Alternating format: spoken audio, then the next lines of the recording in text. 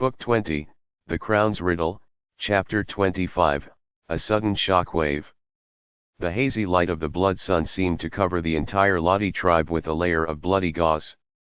The entire Lottie tribe was deathly silent. The battle with Brody had caused nearly 10% of the god-level warriors of the tribe to perish. Although this didn't sound like a large number, 10% represented the lives of hundreds of gods. Fortunately, this was the Infernal Realm, and everyone was accustomed to slaughter and death. Thus, the Lottie tribe quickly returned to normal, and the former number 2 expert of the tribe, the escort captain Bolin, became the new chief. I don't understand. How could that kid Brody have become so powerful? Last time, when he fled the tribe, he was just a god. Even I could have killed him with ease. His strength was quite average. But after 10 short years, just 10 short years. Inconceivable. How could he have grown so powerful? Just before starting the battle, the chief himself said that Brody was nothing more than a divine spark high god. But the chief, a 6-star fiend, died to him. All sorts of discussions were currently going on within the Lottie tribe. Some of those dead brothers of ours have some surviving divine clones. They all said that Brody's body contained an unusual energy that was able to devour souls. I saw it as well. It was a ray of green light which killed the chief. I used the scryer technique to record it down. Hey, let me tell you something. I was fairly close to Brody, and I was able to find through divine sense the source of that green light. It was a caltrop-shaped red diamond he was holding in his hand. As I see it, the reason Brody became so strong has to have something to do with that unusual diamond which emanated that green light. Brody had already taken his wife and flown away long ago. This was the reason why these tribesmen now dared to discuss these things. I heard that curly brown-haired elder was named Bariman, and that he wanted to buy the scryer recordings of Brody massacring the tribesmen earlier. A tall, skinny, white-haired youth asked. Right. Just yesterday, Lord Bariman returned once more to buy the previous scryer recordings. He was willing to pay 1,000,000 inkstones for each recording. He really does live up to his reputation as a true expert who even Chief Alot received with sincerity. He really is generous in his actions. Right, tell me, why do you think Lord Bariman purchased the scryer recordings from us? The tall, skinny, white-haired youth let out a chuckle. Doesn't that go without saying? He definitely wants to accumulate enough scryer recordings, the more detailed the better, and then auction them off to the fiend castles.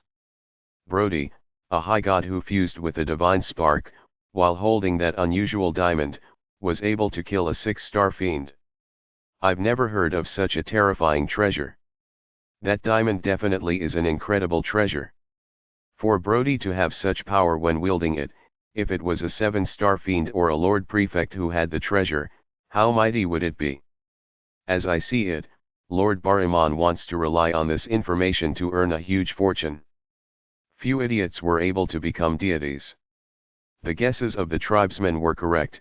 The 6-star fiend, Bariman, could be considered an expert in the Infernal Realm. He knew about the Overgod missions.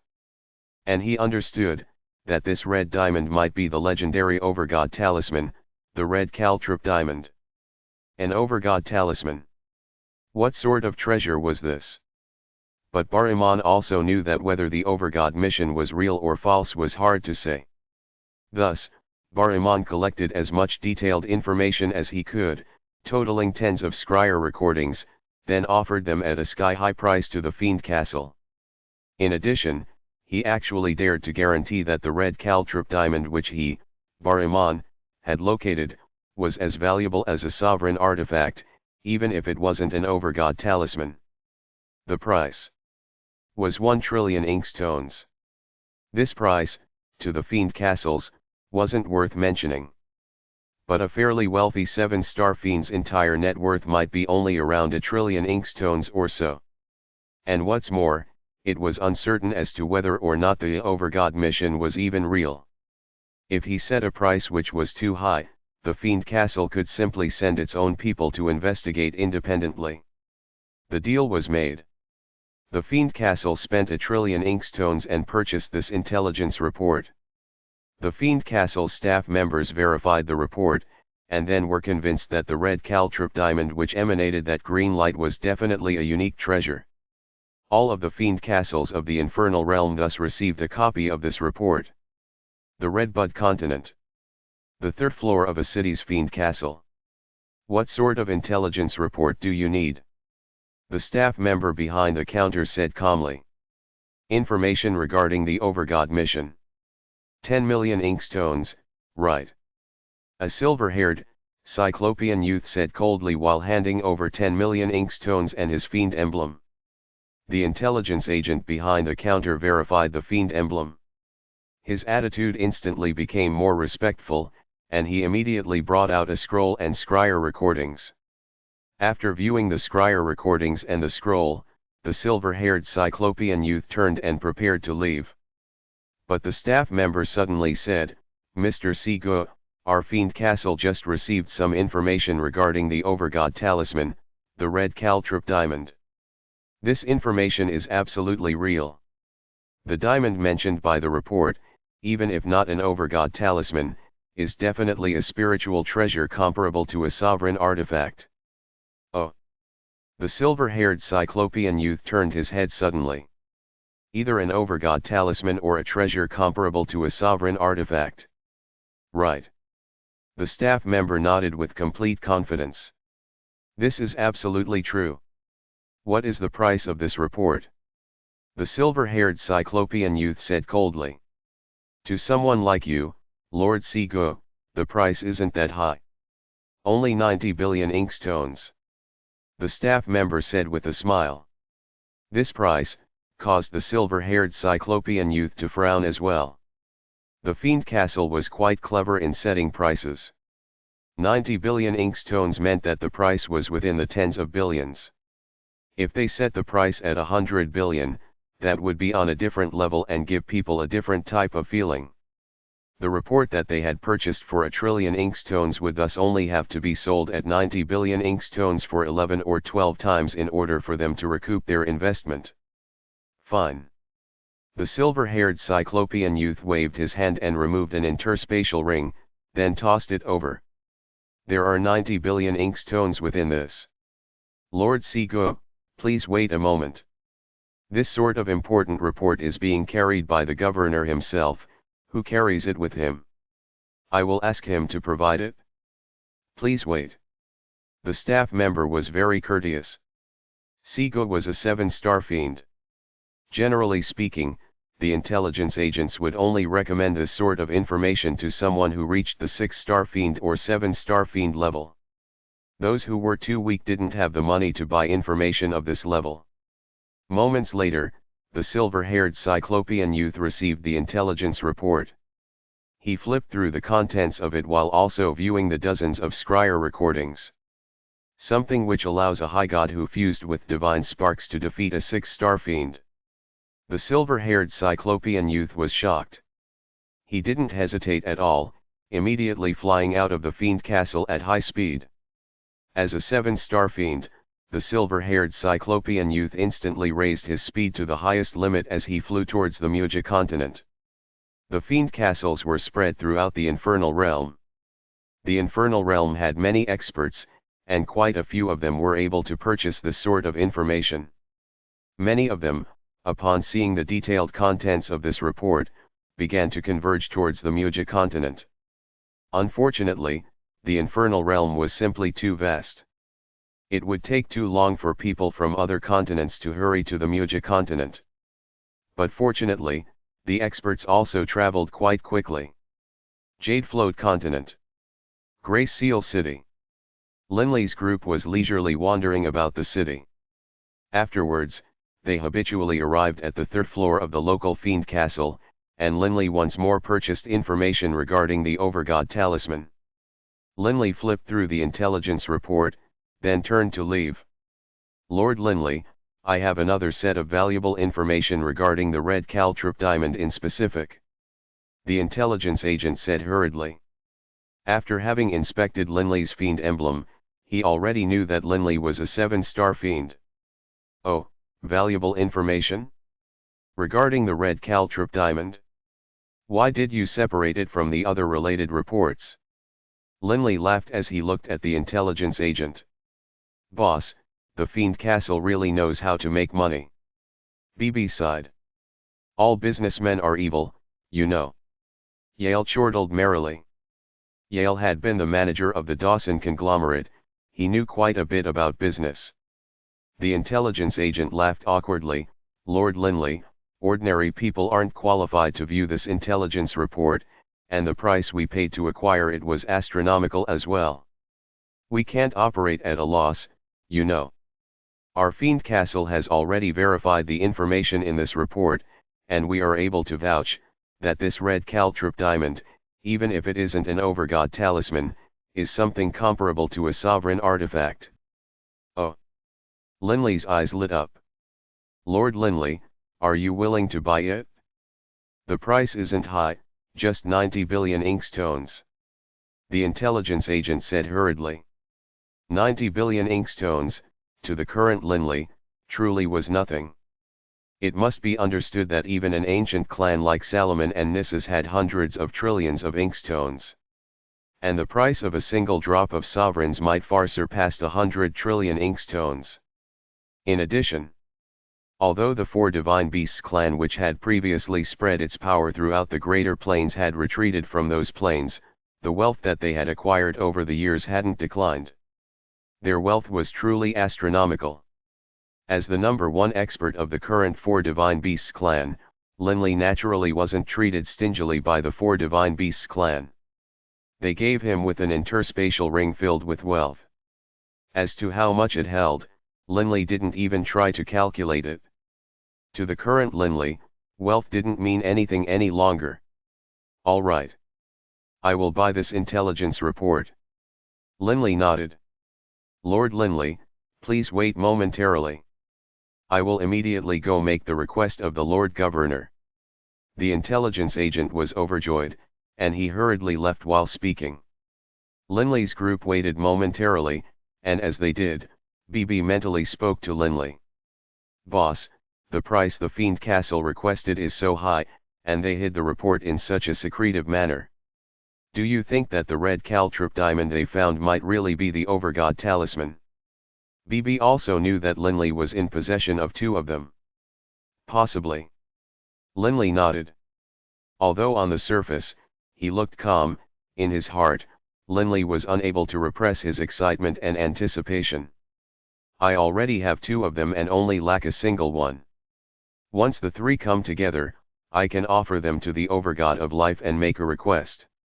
Linley knew that he could request an Overgod artifact, and that his request would definitely be granted. But Linley didn't want it. He just wanted Grandpa Doering to once more appear before him. Footsteps rang out once more. Several figures suddenly walked out, with the leader, a handsome, black-robed youth, hurriedly striding forward and bowing upon seeing Linley. Greetings, Mr. Linley. Governor, his subordinates, including the intelligence agent, were all stunned. The power level of the governors of the Fiend Castles were not all the same, but generally speaking, they were at least at the 6-star Fiend or 7-star Fiend level. I heard that you wanted to take a look at this report, Mr. Linley. Lord Linley, please feel free. As for the fee? No need to mention it. The black-robed youth behaved very modestly. Those ordinary staff members of the Fiend Castle, upon inspecting the Fiend emblem, would only take Linley to be a 7-star Fiend. The governors of the Fiend Castles, however, all knew of Linley's famous name. Which of them would dare charge a Paragon-level expert 90 billion inkstones? Thank you, then. Linley laughed calmly as he accepted the intelligence report. He understood that since they insisted on letting him view it for free, if he insisted on paying for it, it would actually make them feel awkward. These are scryer recordings pertaining to this intelligence report. The governor, seeing that they hadn't been laid out yet, couldn't help but feel quite excited as he personally placed down one crystal ball after another. Linley carefully read through the intelligence report, then viewed the scryer recordings. After gaining a deeper level of understanding, Linley's heart began to tremble. 9 out of 10 says this is real. In addition, the size is completely identical. Linley was incomparably excited, because the information he just saw from Bariman and the Lottie tribe had come from quite a few people using their divine senses to inspect the red caltrip diamond.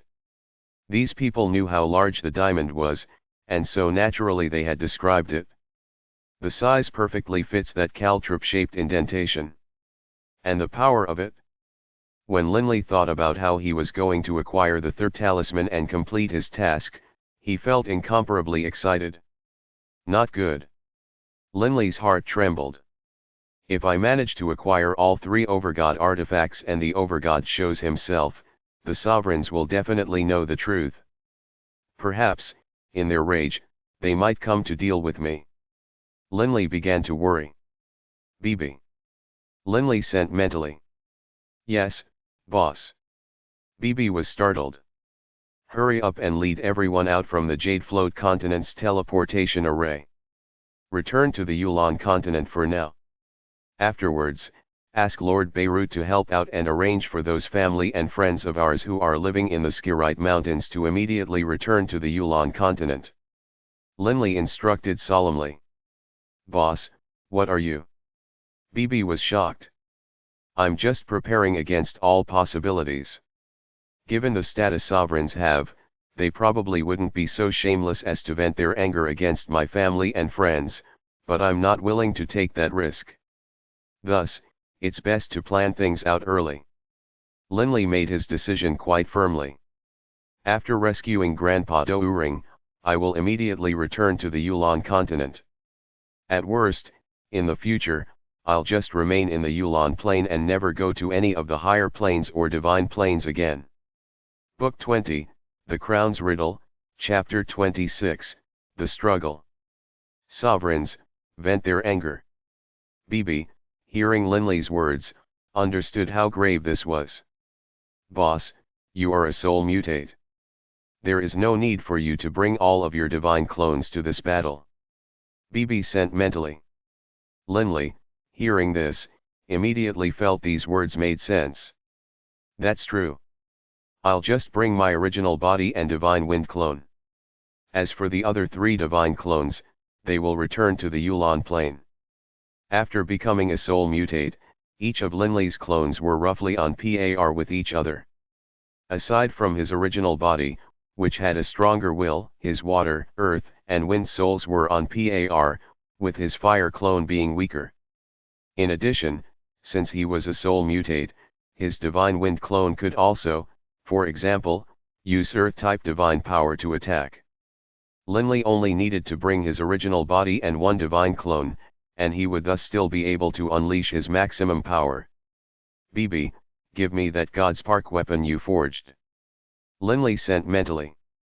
It must be understood that the other 2 talismans were hidden within that Godspark weapon. "Boss, it is best if I stay with you here." BB sent. "If you were to take this Godspark Longstaff and leave, others would find it suspicious. After all, boss, you aren't skilled in using staff-type weapons. But if I hold the weapon, others won't be suspicious." Linley hesitated momentarily, then agreed. Prior to this, the plan was to have BB lead everyone away, but now his divine clones would naturally play that role. Whether or not BB led everyone away no longer matter. "Fine, that's what we'll do. I'll head out right now." Linley's divine fire, divine water, and divine earth clones merged into one, leading Delia's group towards the Jade Float Continent's teleportation array and returning to the Yulon continent. As for Linley's original body, divine wind clone, and BB, they departed from the Jade Float Continent and made haste towards the Muja continent. The Jade Float Continent was located in the eastern part of the Infernal Realm, while the Muja continent was in the southern part. The distance between the 2 was far closer than the distance between the Redbud continent and the Muja continent. Given Linley's current level of power, the speed at which he closed in on the Muja continent was extremely fast. Whoosh! A metallic life-form pressed against the surface of the Starmist Sea, advancing at high speed. 2 years had passed since leaving the Fiend Castle. Based on the intelligence report we received, 8 years have passed since Brody killed the Lottie tribe's chief. Linley frowned. 8 years, where has Brody fled to? Boss, do you think Brody is like you? He's just a high god who fused a divine spark. He won't be able to make it that far. BB was extremely confident. The Muja continent is so vast. Based on the location of that tribe, Brody definitely hadn't flown from the Muja continent yet. That's not what I'm worried about. It's the teleportation arrays. Linley said, worried. The Lottie clan was roughly 1 billion kilometers away from one of the teleportation arrays of the Muja continent. 1 billion kilometers, for a high god, even one traveling with his wife, 8 years is more than enough to get there. Boss, are you saying? BB was startled. Right. If he paid money to teleport to another plane, then things will be difficult. Linley was worried about precisely this. If he teleported away through the transportation arrays, especially to another one of the divine planes or higher planes, such as the netherworld, he would be randomly assigned to one of the 2 teleportation arrays of the netherworld. BB frowned. Boss, we heard this news a bit late. Without question, quite a few people learned of this before we did. The Muja continent has quite a few experts as well, and their movements will have definitely been faster than ours. I imagine that they would have surrounded his region. Brody wouldn't be able to flee as easily as he wishes to. Linley nodded slightly. But boss, BB suddenly said with a frown. I've discovered a problem. Although I saw Brody in the Scryer recording, I don't know anything about his aura. However, if Brody changes his appearance, even if he stands before us, we wouldn't be able to recognize him. Linley let out a resigned laugh. I thought of this issue long ago. Indeed, this is the case, we've never seen him before. Thus, if he changes his appearance, we wouldn't recognize him even if he stood right in front of us. But we can do a few things. First, we can go to the Lottie tribe and invite someone who lived there to accompany us. The Lottie tribesmen definitely should recognize Brody and know his aura. Upon seeing Brody himself, the tribesmen will definitely know who he is. Secondly, we can wait for others to catch Brody first. After all, quite a few people are in pursuit of him, and all of them are quite cunning. They will surely have many methods by which they can spread out their web of influence to catch him. That's all we can do. BB nodded. By now, the metallic lifeform had already entered the Muja continent region. Only, the Lottie tribe was in the center of the Muja continent. On the way over, Linley and BB traveled for a total of 3 years. They were now finally nearing one of the cities close to the Lottie tribe. The governor of the Fiend Castle of the city knew who Linley was, and began to immediately and warmly assist him. Mr. Linley, during this recent period of time, many experts have come in search of that Brody. More than 106 Starfiends and 7 Starfiends have come to visit our Fiend Castle alone. All of them went to invite members of the Lottie clan to assist, and they also set up their influence webs to search for him on a large scale. Have they tracked down Brody? Linley asked. 3 years ago, Brody made a return trip to the Lottie tribe before departing once more. The bald, silver-robed man said hurriedly. 3 years ago. Linley couldn't help but feel a surge of delight. A high god who had fused with a divine spark wouldn't be able to travel too far in 3 years. Aside from that visit 3 years ago, did no one else find any trace of Brody during these past 3 years? Linley asked. Some have. It was just 2 months ago. A 6-star fiend found him, but that Brody was too sly, he managed to escape. The governor laughed while speaking. Linley nodded slightly. 2 months ago? It seemed as though Brody shouldn't have been able to run too far away. Tell me the exact location of the Lottie tribe. Linley said. Mr. Linley, how about I personally accompany you on a visit to the Lottie tribe? The governor was very friendly. That won't be necessary.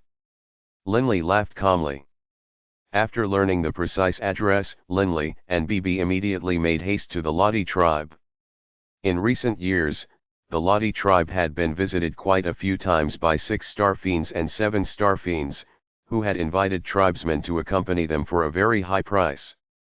All of them are standing on the mountain, hoping for an expert to take them in search of Brody. They are all doing this for money. A grim, black-faced old man glanced at the tribesmen who were standing atop the tall mountains. He couldn't help but let out a cold snort. The payment those experts offered is exceedingly high. Generally speaking, 10 million inkstones or more. Just recently, our chieftain himself received 100 million inkstones in remuneration. Our chief's divine clone immediately took this wealth to a city to live a peaceful life. If someone were to invite me and give me 100 million inkstones, I would accept, even if it cost me a divine clone. A round, chubby-faced, adorable-looking youth spoke out eagerly. Indeed, the lives of many of the tribesmen of the Lottie tribe had changed dramatically. After all, only a single divine clone was needed for going to recognize a person. In your dreams, do you think that those experts truly don't care about money? The black-faced elder snickered. The vast majority were only given 10 million, only a single person was given 100 million. Kid, you want someone to give you 100 million? How laughable. Focus on your training. In the end, personal power speaks loudest. The chubby-faced youth, upon hearing this, couldn't help but let out a low snort, no longer speaking with the grim elder. Whoosh! A blur flashed past, and 2 figures appeared before them. The round-faced youth and the grim elder were both badly startled. This speed was simply too fast. They carefully looked at the person in front of them. The newcomers were a brown-haired youth and an adorable, skinny youngster. You are. The grim elder couldn't help but speak in surprise. He had never before seen someone as fast as these two. Linley swept them with his gaze. Nodding, he said, "Do the two of you recognize Brody?" I do, I do." The round-faced youth immediately came to his senses and called out, "Brody and I were neighbors for nearly 1,000 years. Don't listen to him spout rubbish." The grim elder said hurriedly. "That kid just lived with Brody on the same mountain. Although Brody and I weren't neighbors, we often met. I would recognize him at a single glance. Although earlier he acted as though everything was beneath him, when opportunity came knocking, the grim elder grew excited as well." Laughing calmly, Linley nodded. "Fine, then. The two of you, follow me. On this trip, there will be many experts who will be fighting over the treasure, and I will be one of them. I might not be able to protect you two. How about this? If you follow me, each of you will receive 500 million inkstones. 500 million inkstones." The round-faced youth and the grim elder exchanged glances, then stared around themselves, quite cautious. "There is nobody nearby." Linley laughed calmly. "Hey, old fellow, we're now on the same boat. Don't go running around bragging wildly. Wait for us to enter the city, then brag."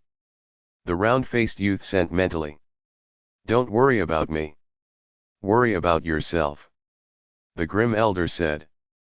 "Prepare to head out." Linley immediately paid each person 500 million inkstones. As Linley saw it, to give them 500 million inkstones wasn't that much, given that he was causing 2 gods to face such danger. But to these low-level denizens of the Infernal Realm, upon acquiring 500 million inkstones, they would be able to live an extremely comfortable life in the Infernal Realm in the future. The black, sword-shaped metallic life form was advancing at high speed. So fast. The round-faced youth and the grim elder were both quite stunned. They had both released their divine clones and had them take their newfound wealth and keep it peacefully within the Lottie tribe. They were waiting for their opportunity, for the Lottie tribe's metallic life form to head to a city. Only then would they leave together. Boss, according to the intelligence reports of the city, 2 months ago, Brody appeared in this region. BB said. I know. Linley had already completely extended his divine sense, and everything within 8 million kilometers was now within Linley's range of inspection. There are no powerful experts nearby. Linley continued to hasten forward. Given the speed at which Linley was able to control the metallic life form, in but a few days, he would be able to completely investigate the 100 million kilometer area surrounding this place. Given Brody's speed, in 2 months, he would at most be able to move 100 million kilometers or so. The other 7 star fiends who relied on sovereign power to investigate, however, would have a far smaller reach than Linley did. In addition, given how fast sovereign power leaked out, they wouldn't be able to search for too long. This made it that these people would find it hard to find Brody. However, Linley didn't recognize Brody either. What he needed to find was a place where many experts were gathering. That would be the place where Brody was. Lord Chegwin. That Brody fled into these Neville Mountains anyway. A dragon-shaped metallic life form flew through the skies. There were 6 individuals within it, with the leader being someone with long green robes, violet lips, and a closed eye slit in the middle of his forehead. This devilish-looking man was the person who had just barely escaped dying in Linley's hands not long ago, Chegwin. In the stellar corridor of the planar battlefield, Linley had killed 2 people at one go, but Chegwin had been able to escape thanks to his 2 protective sovereign artifacts. The 2 of you, lead one of the Lottie tribesmen inside to search for Brody. No matter what, I must acquire that red caltrip diamond. Yes, milord. The 2 7-star fiends bowed, then each led a group of people into the Neville Mountains. At the same time, they left behind a divine clone within the metallic life form, so as to be able to report back to Chegwin at all times. 2 months had passed. As time had gone on, Brody, no matter how crafty he was, found that the area in which he could hide in was growing smaller and smaller. By now, the only place left for him was the Neville Mountains. Lord Chegwin, I have discovered Brody. However, there is another 7-star fiend who has also located him. One of the 7-star fiend's divine clones said hurriedly. Let's go. Chegwin's eyes lit up and he barked hurriedly. He immediately collected his metallic life form. Chegwin didn't even pay any attention to those Lottie tribesmen, instead immediately following the 7-star fiend's divine clone to advance forward rapidly. Chegwin, where are you rushing towards? A familiar voice rang out in Chegwin's mind. Chegwin turned his head, only to see 4 figures fly over. You, Linley. Chegwin's face changed dramatically. I discovered quite a few people moving in this direction.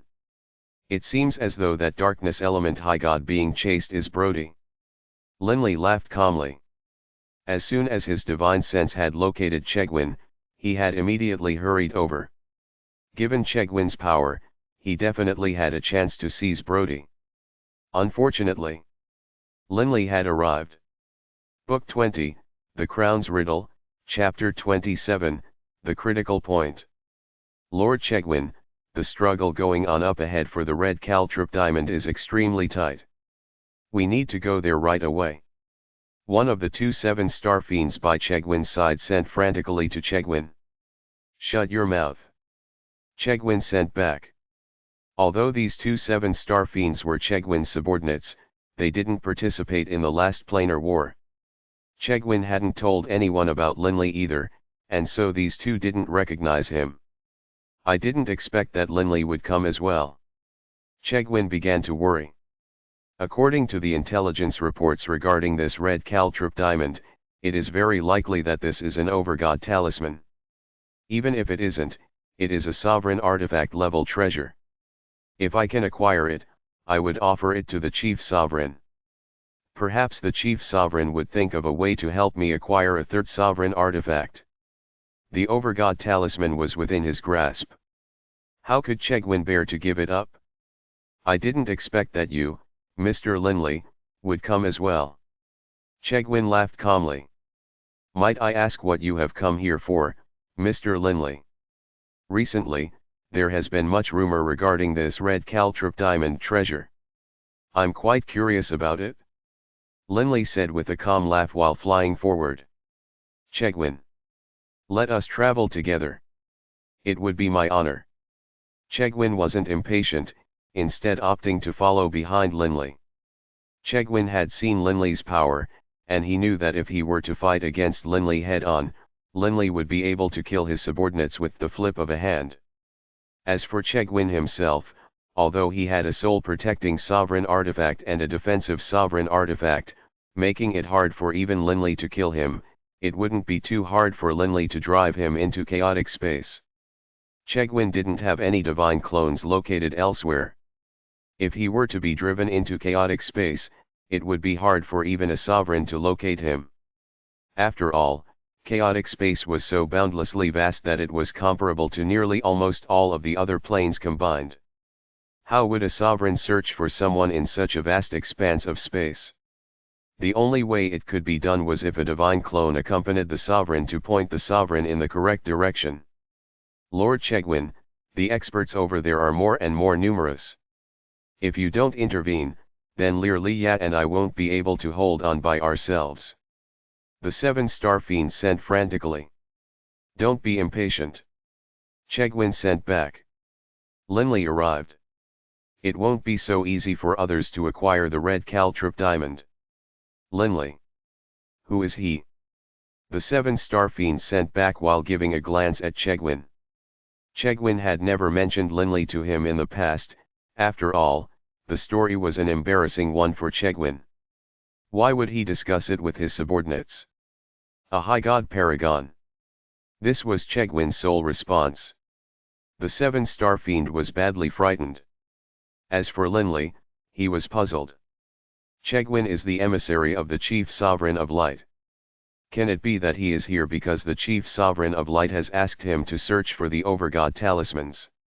What Linley was worried about was that the sovereigns were paying attention to this matter. Linley swept Chegwin with his gaze. Chegwin was currently behaving extremely respectfully. The 2 high gods behind Chegwin were fairly average in strength. Linley had never heard of them, nor did he care about them. As far as the current Linley was concerned, ordinary 7 star fiends were indeed nothing. Even Lord Prefects and Azuras would just attract a bit of attention from Linley. After all, he already stood at the true peak. Amongst deities, there were none capable of defeating him. Chegwin, I plan to speed up. Come with me. With but a thought, Linley sent divine earth power surging out, surrounding the group of people. Swish. A ray of earth and yellow light shot through the air, and a heartbeat later, Linley's group had already arrived at a location deep within the Neville Mountains. Deep within the Neville Mountains. 100 figures were flocking here. Haha, I didn't imagine that I, Brody, would actually draw attention from and be surrounded by so many experts. Laughter rang out from one mountain forest, and then, in midair, multiple figures suddenly appeared. There was a single figure within the forest as well. Clearly, these people had already completely surrounded Brody. Only, nobody dared to go seize it. So many people have actually come for it? A big bearded muscular dwarf mumbled, his green eyes sweeping the others with his gaze. I recognize 56 7-star fiends, and the others are probably 6-star fiends. In addition, there are even 1 or 2 Azura-level experts mixed in. Everyone understood that the red caltrip diamond was a hot, yet hard-to-hold item. Most likely, if anyone went to seize it, that person would suffer the attacks of the rest of the group. Nobody was confident in being able to seize it, then survive an array of attacks from this huge group of 7-star fiends. Right at this moment, a black-robed, loose-haired man slowly flew out from the mountain forest. His eyes were filled with amusement, and he casually glanced at the group of people surrounding him. Haha, unexpected, truly unexpected. I, Brody, was actually able to cause so many experts to join forces in pursuing me. Such an honor this is. Even if I, Brody, were to die, it would be worth it. This person was Brody. Surrounded by multiple layers of people, he no longer ran and revealed himself instead. Swoosh. Just as Brody spoke out, a green figure suddenly flew towards him, clearly wanting to seize the initiative. Humph. A cold snort rang out. Rumble, a fiery red blade shadow rose from the heavens, shattering through space and instantly chopping down upon that green figure's body. A blurry light suddenly flashed in the green figure's eyes, and he managed to resist the power of this terrifying attack. Still, he was knocked flying away. Instantly, all of the other foolish, impulsive people retrained themselves, not daring to attack. At this moment, the loose-haired Brody stood there in the air above the mountain forest, surrounded by a large number of supreme experts. Brody, however, didn't seem to know that he had reached the end of the line. He actually smiled as he looked at them, then said in a clear voice, "Everyone, tell me, with so many of you here, who should I actually give the diamond to?" The many 7-star fiends and 6-star fiends all looked at each other, not making any sound. "That's the easiest question ever." A clear voice rang out. "Just give it directly to my boss." A large sphere of earthen yellow light suddenly appeared in midair. The earthen yellow aura dissipated, revealing 7 people. It was Chegwin and his 2 subordinates, along with Linley, BB, and the 2 tribesmen they had brought with them. What incredible speed! Chegwin's 2 subordinates were stunned. Lord Chegwin. Upon seeing Chegwin, quite a few of the 6 and 7-star fiends called out in surprise. They were all stunned. After all, compared to Linley, Chegwin had been famous for countless years. Even amongst commanders, he was a supreme expert ranked close to the top. Chegwin's information had been public for a long time now. But Linley had only participated in a single planar war very recently. News about him had yet to truly spread. Although there were a group of 6-star fiends and 7-star fiends here, while Chegwin was in alone, in truth, he could still fight them all. Because he had 2 sovereign artifacts. "It looks like we have no hope," the big bearded dwarf said with a snicker. "No hope at all." A callous, silver-haired youth gave a sidelong glance at the distant Chegwin as well. Chegwin was able to fight against everyone here. Even if they all fought over the red caltrip diamond, Chegwin would be able to seize it. In addition, these 6-star fiends and 7-star fiends were no fools. All of them knew that if one had to compare the value of their lives with the value of a treasure, their lives were still more important. You are Lord Linley." Suddenly, a voice rang out. Linley turned to look, only to see a 6-star fiend staring at Linley in surprise. "What, you recognize my boss?" BB winked at this 6-star fiend. "Ah, Lord Linley. I just participated in the previous planar war. I was fortunate enough to see Lord Linley and Lord Magnus battle. I didn't imagine that you would come as well." This 6-star fiend was very excited. He then glanced at the surrounding people and said loudly, "Everyone, now that Lord Linley has come, there's no point to fighting. This red caltrip diamond will go to Lord Linley. He's Lord Linley." Of the 100+ people present, there were 2 or 3 others who knew of Linley. Only, they didn't know what he looked like or what his aura was like, and so they weren't able to recognize him at a glance. Chegwin smiled as well. "Everyone, the person by my side is the #1 expert of the 4 Divine Beasts clan, the High God Paragon, Lord Linley. Everyone, do you still want to fight over the red caltrip diamond?" Hearing these words, the other 6 and 7-star fiends were simultaneously shocked and began to repeat the same words. High God Paragon. That was an invincible individual who was able to execute commander-level experts as easily as cutting grass. If he wanted the red caltrip diamond, who would be able to take it from him? Linley couldn't help but glance at Chegwin. Chegwin was actually speaking on his behalf. Lord Chegwin. Brody, hearing those surprised calls, had begun to understand that Chegwin was probably a supreme expert. But now, it seemed, that next to Chegwin was a legendary high god paragon. Linley.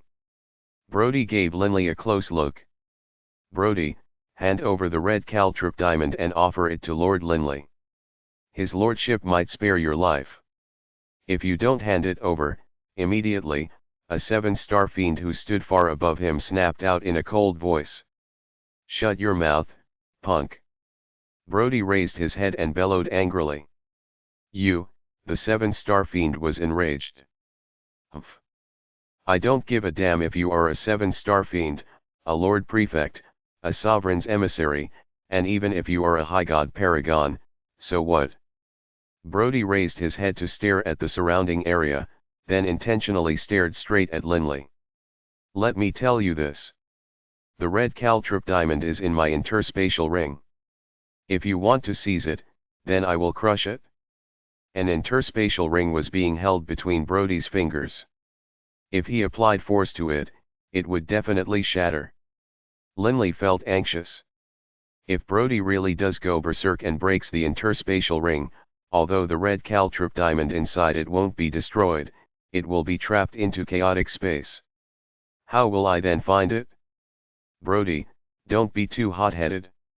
If you break it, you will definitely die. Chegwin barked coldly. Do you think I don't dare to? Brody stared straight back at Chegwin. Shut your mouth. Linley gave Chegwin a cold glance, and all Chegwin could do to respond was to laugh awkwardly, then step back. In his heart, though, he felt extremely bitter.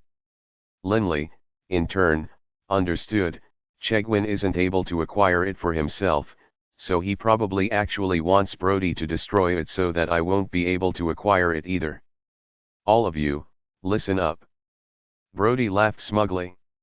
He suddenly felt as though what he was doing right now, barking orders at a large group of 6-star fiends, 7-star fiends, and a paragon, was quite an impressive accomplishment. Paragons, what untouchably lofty figures were they? But today, he, Brody, was able to put on airs in front of a high god paragon. You'd best not piss me off.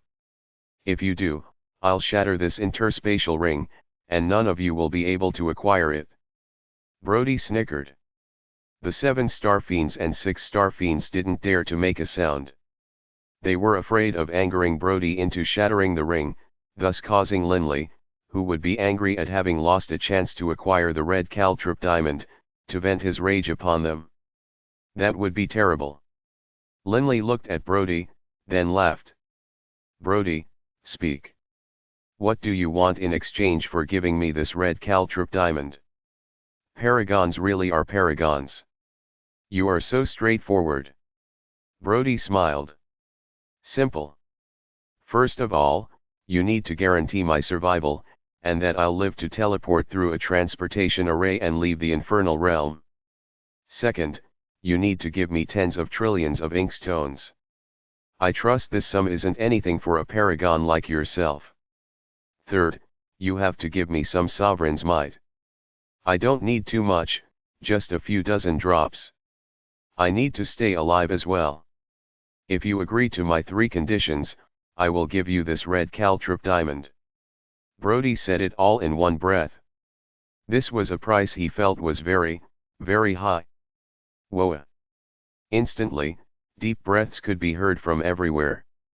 Letting Brody leave safely wasn't an issue, but the next 2 requirements were too wild. Tens of trillions of inkstones. Generally speaking, the total net worth of a 7-star fiend was just 1 trillion inkstones or so. As for sovereign's might, ordinary 7-star fiends would dream of acquiring so much as a single drop. Yet this Brody said he didn't want too much, just a few dozen. What a greedy demand this was. Fine. I agree. Linley smiled and nodded, the look on his face unchanging. Brody was stunned. He had made extravagant demands with the goal of making Linley bargain with him, but Linley had just straightforwardly agreed. Paragons are this wealthy. Brody mused to himself. Book 20, The Crown's Riddle, Chapter 28, Toyed with. Brody was a god to begin with. He acquired the red caltrop diamond by accident, then killed quite a few bandits, acquired a darkness element high god spark, fused it, and became a high god. His experiences were quite limited. He had only lived in a single tribe. How much wealth had he seen? After killing the tribe's chief, a lot, and acquiring his interspatial ring, Brody had instantly acquired a fortune of hundreds of millions of inkstones, which had completely stupefied him. Just now, he was just listing an extravagant sum for negotiating purposes. He was just talking. There are 50 trillion inkstones and 50 drops of destruction-type sovereign's might inside this. Linley removed an interspatial ring, smiling as he looked at Brody. As long as you give me the red caltrop diamond, it is yours. 50 trillion inkstones, 50 drops of sovereign's might? The gazes of the surrounding 6 and 7 star fiends grew heated. In truth, a single drop of sovereign's might was worth far more than 50 trillion inkstones. Unfortunately, Brody didn't understand how much sovereign's might was worth in terms of inkstones. He had only used inkstones before, so that was naturally what he wanted. As for sovereign's might, he had only heard of it. Wonderful. Brody laughed as he looked at Linley. You really are a high god paragon. It seems my asking price was too low. Those surrounding 6 star fiends, 7 star fiends, and guides from the Lottie tribe couldn't help but stare at Brody. He had asked for an astronomical sum already. Could it be that this Brody didn't feel satisfied and wanted more? But I, Brody, live up to my word. If I asked a low price, then I asked a low price. Brody laughed as he looked at Linley. Lord Linley, I originally made 3 requests. The first one was that you have to safely escort me away from the Infernal Realm. I, Linley, swear by the Overgod of life that if you, Brody, hand me the red caltrop diamond, I will send you safely away from the Infernal Realm. Linley said straightforwardly. Brody was startled. Excellent. Brody lowered his head, looking at the interspatial ring, a pleased smile on his face. Then Lord Linley, this interspatial ring is now yours. As he spoke, he tossed it out. Right at this moment. Swish. Swish. 2 rays of translucent light shot towards Brody from behind. Soul attacks. Linley's face changed. High god paragons were fast, but they weren't faster than soul attacks. The ring. Linley flew forward. Suddenly, an arm stretched out, grabbing Linley by the shoulder. Linley turned, only to see that it was the nearby Chegwin who had grabbed him. Linley's gaze instantly turned cold. He stared coldly at Chegwin, then sent furiously, Chegwin, you are looking for death. At the same time, Linley's shoulder vibrated, knocking Chegwin's hand aside. Ha ha, Mr. Linley, don't be impatient. Right at this moment, a surge of terrifying, devouring force was applied to Linley's body. Linley wanted to fly towards Brody, but wasn't able to move that quickly. This is... Linley turned to look. Behind Chegwin had appeared the enormous illusion of a gigantic divine beast, the Suani lion. Chegwin was like Dylan, his original form was that of the divine beast, Suani lion, and he had a third eye. Only, Linley had never cared, because although the gravitational pull of Chegwin's innate divine ability might be strong, he wouldn't be able to devour Linley. But Chegwin had suddenly used Sovereign's might first, then used his innate divine ability, Heaven Devourer. The power of the pull of this technique was so great that although Linley was able to resist it, he wasn't able to move quickly. Those 6 and 7 star fiends were stunned. Had the sovereign's emissary, Chegwin, gone stupid? He actually dared to act against a high god paragon? Bibi was stunned as well, but two people didn't hesitate, the two 7-star fiends Chegwin commanded. The two 7-star fiends, while launching their soul attacks, also threw themselves towards Brody. Everyone was situated fairly close to Brody to begin with, while Linley was tied down by Chegwin, who had used both Sovereign's might and his innate divine ability. In that short period of time, Brody's interspatial ring fell into the hands of one of the two 7-star fiends, that callous, green-haired man. The effect of the Heaven Devourer ability wore off. Chegwin. Linley, enraged, moved to grab Chegwin by the arm. Mr. Linley, oh, that is, mighty high god paragon, Lord Linley. Please let go of me. Otherwise, my subordinates will shatter that interspatial ring. Chegwin wasn't nervous at all. Linley stared coldly at Chegwin.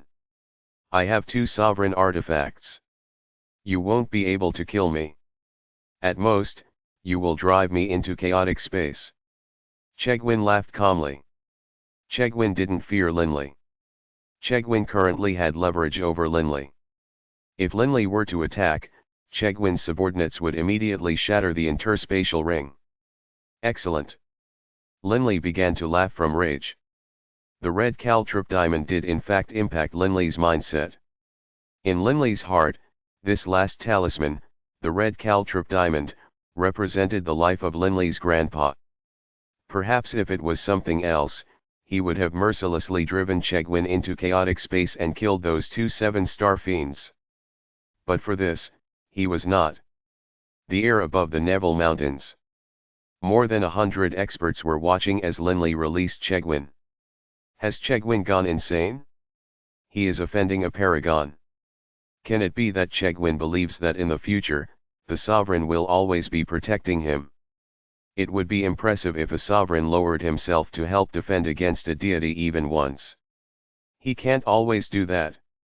Those 6 and 7-star fiends all believed that Chegwin had gone stupid. After all, in the Infernal Realm, virtually everyone believed that the grudges of deities was a matter to remain between deities. Sovereigns were lofty and far above deities, they might occasionally intervene, but if they did so often, most likely they would be secretly criticized. But no matter what, the interspatial ring was in Chegwin's hands. Boss. Bibi said frantically. It's fine. Linley stared coldly at the distant Chegwin, then sent mentally, perhaps the situation won't be too terrible. Bibi looked at Linley, puzzled. Boss? What are you saying? Bibi didn't understand Linley's words. I saw those two people suddenly attack Brody. Linley sent. I was worried, but not that they would seize the ring. It was that Brody would instantly shatter the ring. Although a soul attack is fast, an automatic response by a deity, a clenching of the fingers, is unquestionably faster. Bibi nodded as well, agreeing to that. One might not be able to dodge a soul attack, but one would still be able to react. It would be simple to crush a ring. But Brody didn't crush it. He was killed, but he still didn't crush this ring. Linley sent. Boss, are you saying? Bibi began to guess what the answer was. Actually, when I only saw Brody and didn't find his wife, I began to suspect that this Brody was nothing more than bait. Only, I had thought that perhaps Brody separated from his wife in order to protect her. I didn't think too much about it. Linley looked carefully at the distant Chegwin and the other two. But now, even at the point of death, Brody didn't crush the interspatial ring. And so, I truly have some suspicions about it. Boss, are you saying that there is no red caltrip diamond within the interspatial ring? Bibi sent. Possibly. Linley sent back. But it's hard to say. If Brody still has a surviving divine clone, then the ring shouldn't be accessible. The two 7-star fiends serving Chegwin merged with their clones, and then offered the interspatial ring to Chegwin. Chegwin held the ring, then laughed mockingly towards Linley. Linley, in the planar war, you were quite incredible, but now, this treasure is mine.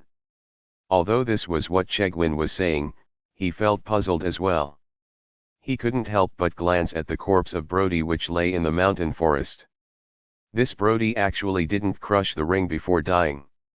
Chegwin's earlier actions hadn't been intended to acquire the interspatial ring for himself. Rather, Chegwin wanted Brody to destroy the ring and make it so that no one could acquire it. Drip.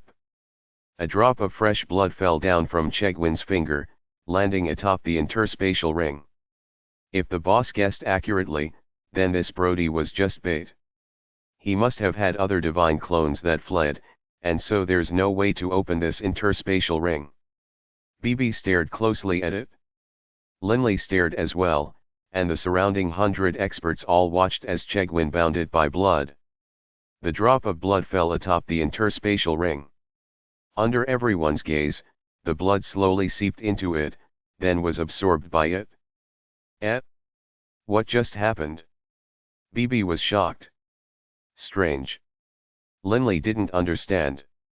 Logically speaking, the interspatial ring shouldn't be bindable. Only if all of Brody's clones were dead would the interspatial ring be bindable by blood. Can it be that I guessed wrongly? Brody was struck from behind by soul attacks and was caught off guard, and so didn't have time to crush the interspatial ring. Linley frowned. Haha. Chegwin laughed smugly towards Linley. Linley, I didn't expect it either. This interspatial ring actually fell into my hands. And I was actually able to bind it with blood, but unfortunately, this interspatial ring is mine now. Even if you drive me into chaotic space, I will take it with me. The Sovereign will definitely save me, and your actions will make it so that the Sovereign has a reason to kill you. Linley's face sank. Haha, are you very angry, very enraged? Too bad. It's useless. Chegwin was very smug, very happy. Aren't you very powerful? What, you don't dare attack now? Chegwin laughed jubilantly. He had 2 protective sovereign artifacts. Even Linley wasn't able to kill him. Chegwin, you are formidable. Linley was very calm. I haven't personally seen the red caltrip diamond. Can you take it out to let us see it? Of course I can. Chegwin's laughter became positively evil. Even if I hold the red caltrip diamond on my hand, would you be able to take it from me? Chegwin wasn't Brody, there was no way he would be killed via ambush. In addition, with but a thought, Chegwin could store the already bound interspatial ring into his body. BB stared coldly at Chegwin. Everyone. Chegwin glanced at the surrounding people. He wanted to make it so that the surrounding group of people would spread the word of how he had held down Linley today. This red caltrip diamond, according to legend, is an Overgod talisman. But of course, it's uncertain as to whether it is real or not. Since Mr. Linley wishes to see it, I'll satisfy his wish. As he spoke, Chegwin inserted his divine sense into the interspatial ring. Chegwin's smile bloomed onto his face as the red caltrip diamond suddenly appeared in his hands. Chegwin smiled as he looked at everyone. This is the red caltrip diamond. Mr. Linley, have you seen it clearly? Chegwin smirked towards Linley. It really is the red caltrip diamond. BB was shocked. Linley frowned, but he immediately spread out his divine sense, and then a hint of a smile appeared on his lips. Chegwin, the legendary red caltrip diamond possesses the power to make a high god who fused a divine spark to defeat a 6-star fiend. Have you discovered some particular power in your red caltrip diamond? Chegwin was stunned. In the midst of his joy, he hadn't thought about this at all. And now, he too realized that this red caltrip diamond didn't contain any unique energy at all. Impossible. This came from Brody's interspatial ring. It is definitely real. Chegwin didn't want to believe it. Humph. There are far too many fake items like this. Brody's counterfeiting abilities were mediocre, just by checking it with divine sense, one can discover hints that it was man-made. Linley laughed calmly. Haha, Linley, stop talking rubbish. You weren't able to get it, so you want to trick me? Nobody has ever seen this red caltrip diamond. Who knows if it is real or not? Perhaps this red caltrip diamond's unique energy needs a special method to guide it out. Chegwin said confidently. In addition, this is an Overgod talisman. One thing is for certain, Overgod talismans are indestructible.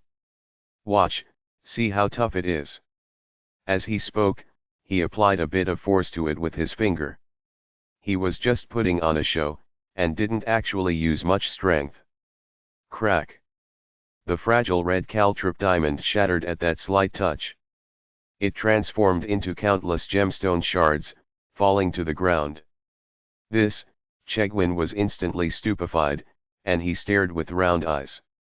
The 100 surrounding experts were all abuzz. They, too, were stunned.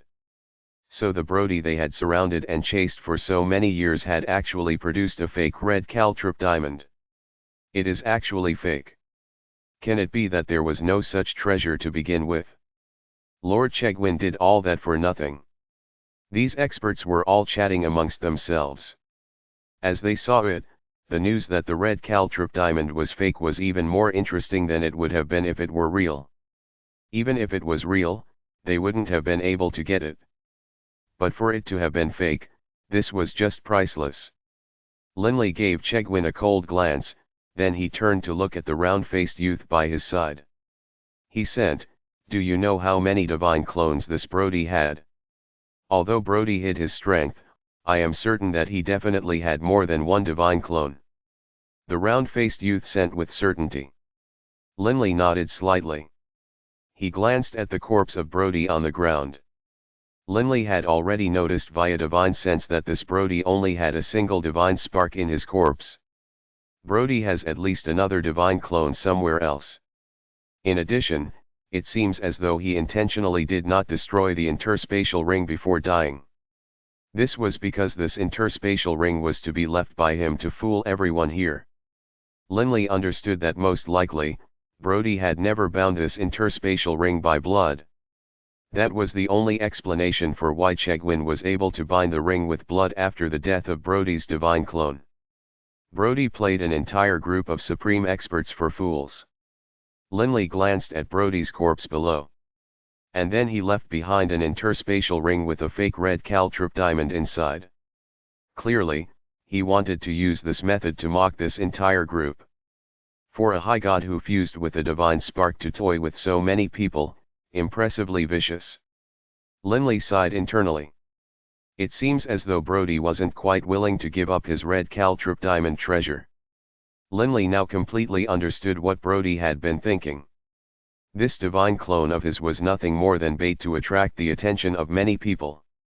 Most likely, years ago, when he made a return trip to the tribe, the goal was to draw these people over. Most likely, Brody's original body has taken the red caltrip diamond and his wife to flee somewhere else long ago. Linley shook his head. Still, Linley could accept this outcome. If the red caltrip diamond had fallen into the hands of the chief sovereign of light, Linley would never have access to it. But for it to be in Brody's hands, meant there was still hope. Haha, Chegwin began to laugh from rage. He lowered his head to look at Brody's corpse. I didn't expect that I, Chegwin, would actually be tricked by you, a high god who used a divine spark. Chegwin was no fool either.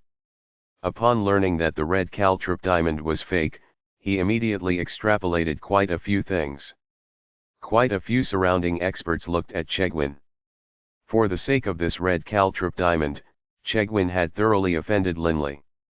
Just now, he even satirized and arrogantly mocked Linley in a smug manner. But after finding out that diamond was fake, he had lost tremendous face. Quite a few experts had secretly used the scryer recording technique to record it down. Let's go. Linley didn't want to stay here. This Brody really is crazy. BB glanced at Brody's corpse. He had looked down on Brody, but now, BB actually felt that this Brody had a bit of ability. Book 20, The Crown's Riddle, Chapter 29, Begging to be Spared. This red caltrip diamond is actually a fake. Chegwin hovered there in midair, his long green robes fluttering. The muscles at the corners of his eyes were twitching.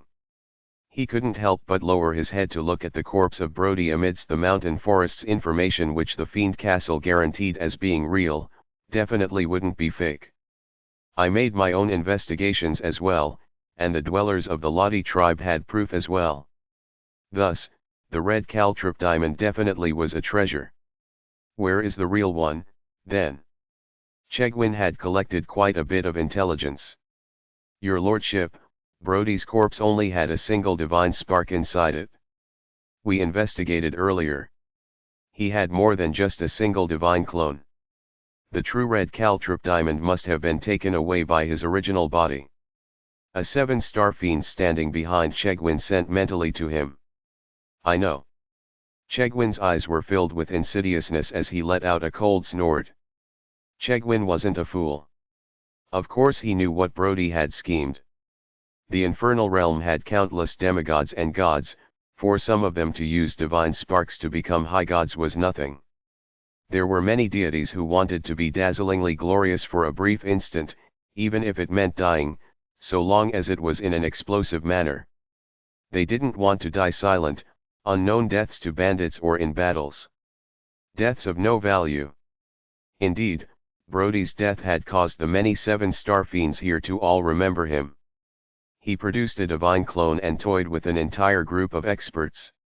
Humph. He probably did so in order to draw our attention here and keep us here, while his original body took his wife and fled somewhere else. Although Chegwin was enraged, he also deeply embedded the name Brody into his mind. Actually, if Brody's divine clone had shattered the interspatial ring, given Chegwin's strength, once he calmed down, he probably would have still been able to guess at the truth. In addition, the news that Brody had divine clones could be easily verified by the Lottie tribe. Thus, it would be easy to extrapolate that Brody's original body had taken the red caltrip diamond and fled. If he knew he had to die, would he carry the red caltrip diamond with him and waste it? Since he wouldn't be able to avoid them, why not intentionally leave behind a ring and use it to mock these experts? I've been harmed catastrophically by this Brody. Chegwin felt bitterness in his heart.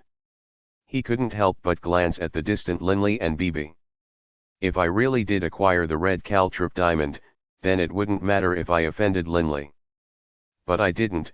Given Linley's temper, he probably won't let me off easily.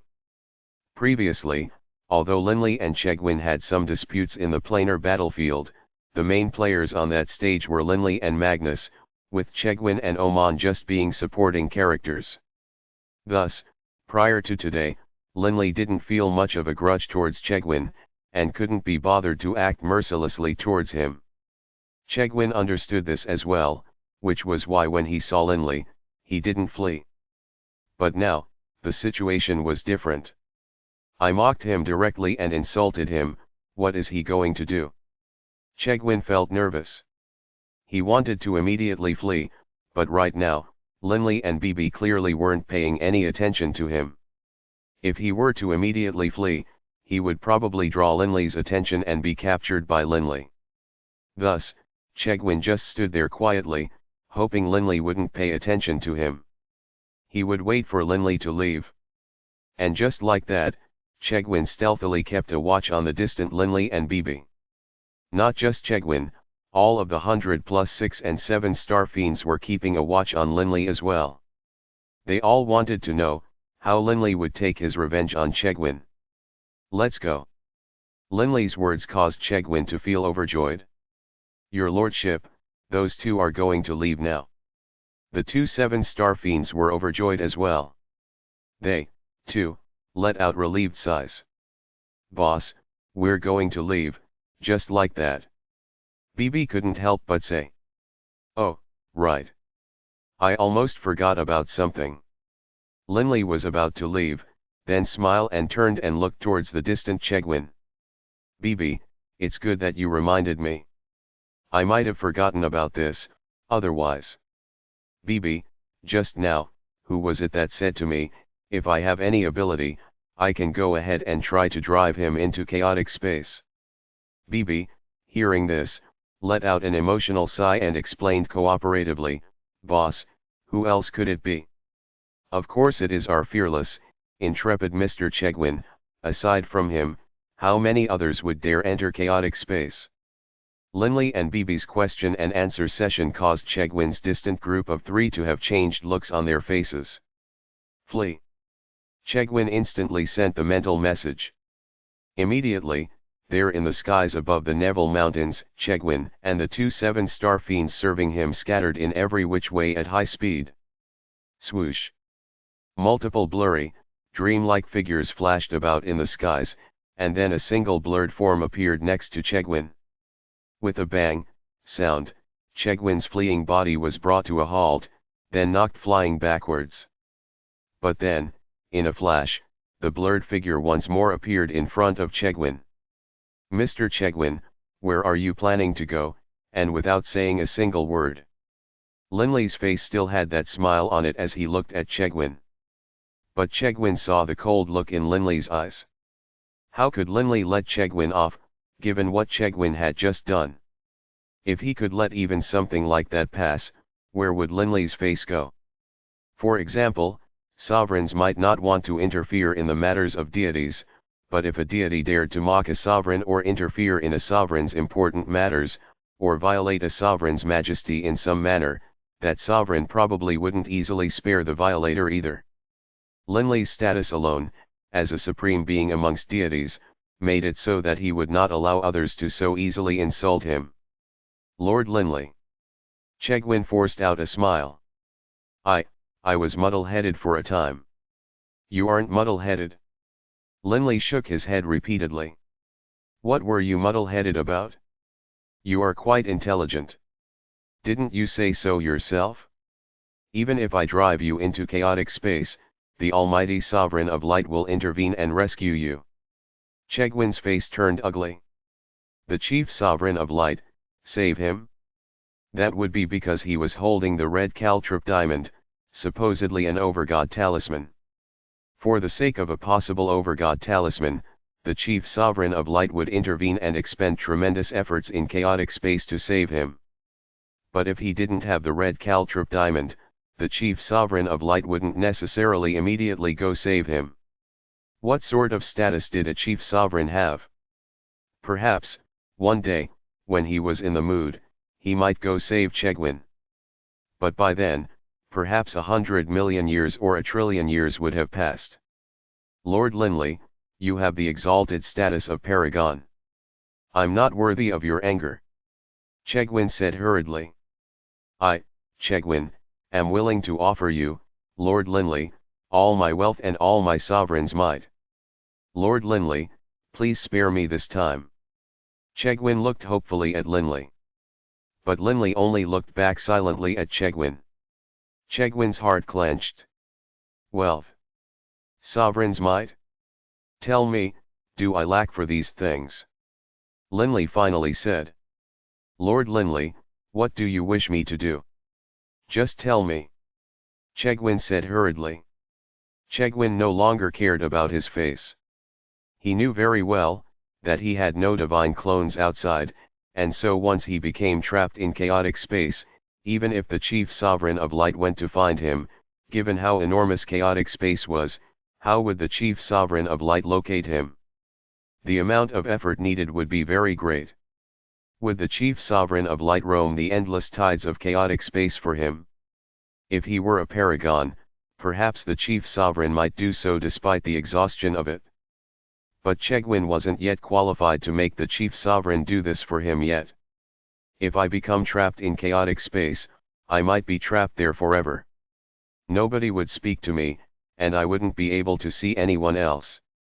I would just be constantly brought by the tides of chaotic space from one place to another. A life worse than death. Chegwin understood this in his heart. Lord Linley. Chegwin was currently very obedient, very respectful. Boss, why waste words with him? Bibi snorted coldly, then glanced at Chegwin. Chegwin. You want to just leave, as though nothing happened? You really are a dreamer. If you, Chegwin, were to offend a sovereign and even seize something belonging to the sovereign, can it be that just because you begged for mercy, the sovereign would spare you? Although my boss can't compare to sovereigns. He's not so easily abused either. Linley smiled, then extended his hand, chopping to the side with it. Ryip. It was like cloth being torn apart. 100-meter-long spatial tier suddenly appeared, several meters wide.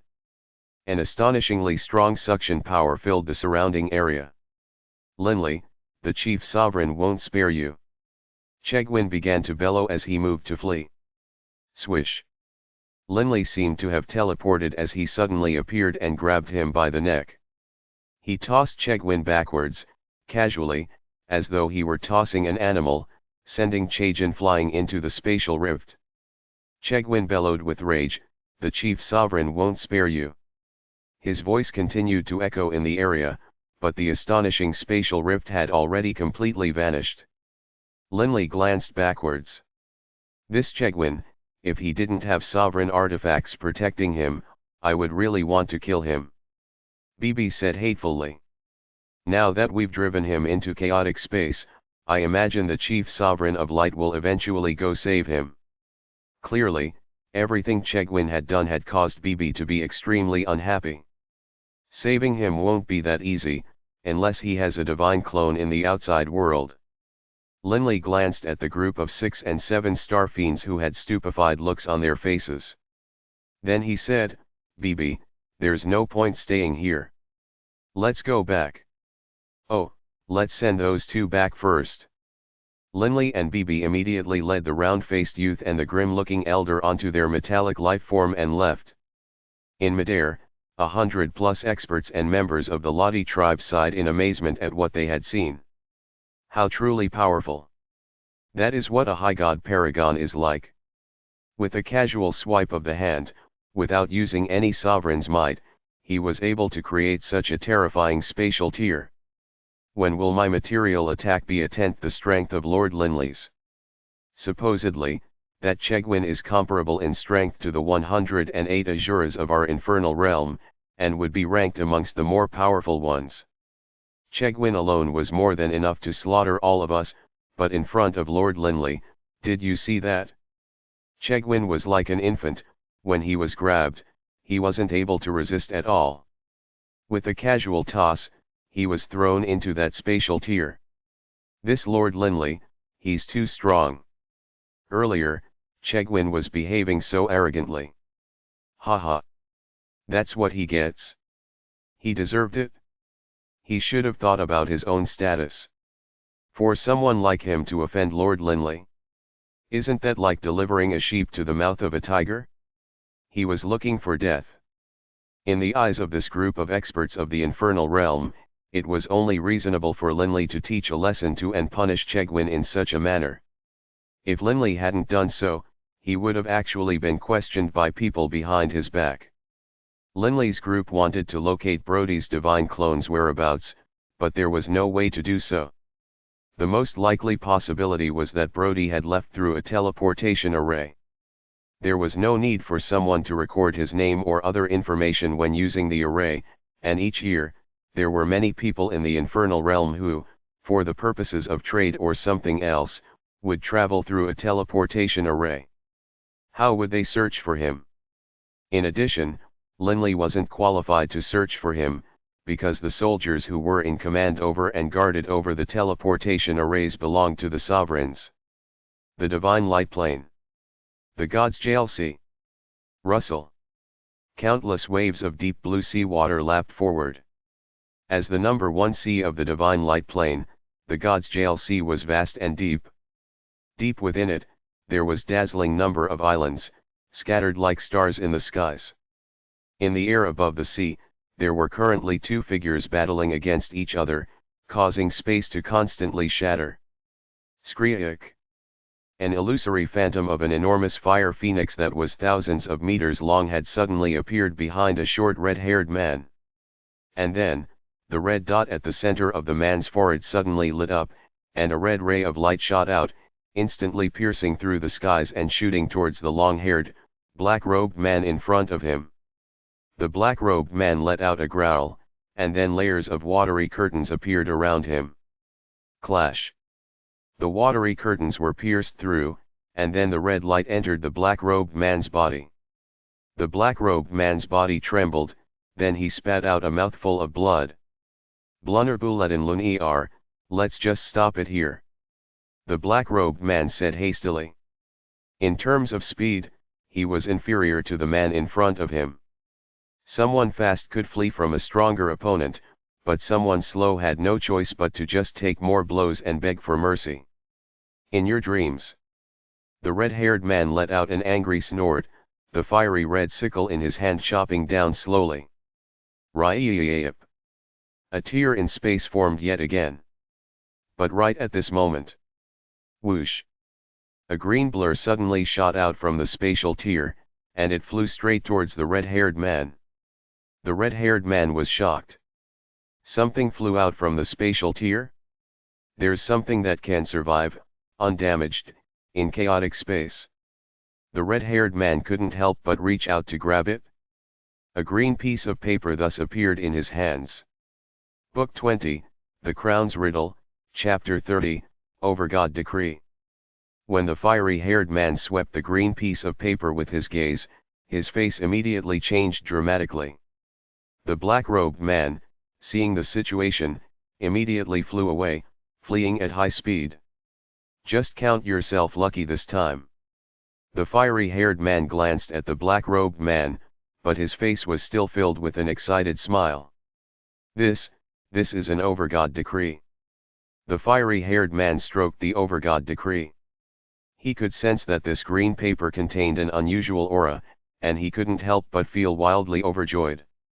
He was nothing more than a 7-star fiend, not yet at the commander level. For it to remain undamaged in chaotic space, this paper is definitely extraordinary. Most likely, only overgods are capable of creating this sort of unusual paper. The fiery-haired man pondered. It seems the information on it is true. If I were to offer this to a sovereign, I need to choose the most powerful one. The ancestor of the Augusta clan is the chief sovereign of light. Right. That's where I will go. The Overgod decree was useless to him, but if he gave it to a sovereign, it would be of great use. He no longer hesitated. The fiery-haired man headed straight for the Amite Island of the gods JLC. Amite Island. The 10,000-meter-tall radiant temple. White fire stone. It is completely built from white fire stone. The Augusta clan really does live up to its reputation as being the #1 clan of the universe.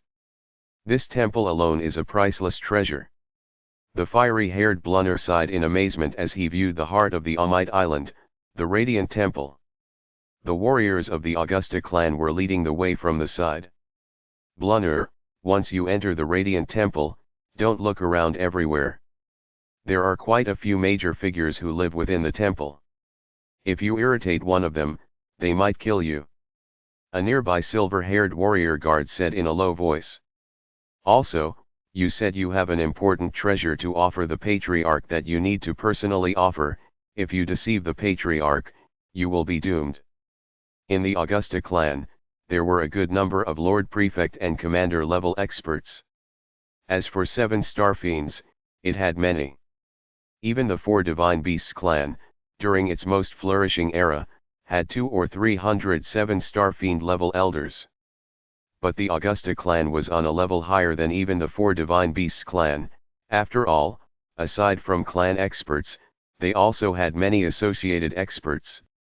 Don't worry. No matter how bold I might be, I wouldn't dare deceive Patriarch Augusta. Blunner chortled. He was very confident. If even the Overgod decree couldn't be considered precious, what could? Everything was as Blunner had expected. The patriarch of the Augusta clan, Goldman, had originally been very arrogant and icy, but upon seeing the Overgod talisman, he became incomparably excited. He immediately swore that the Augusta clan would definitely reward him.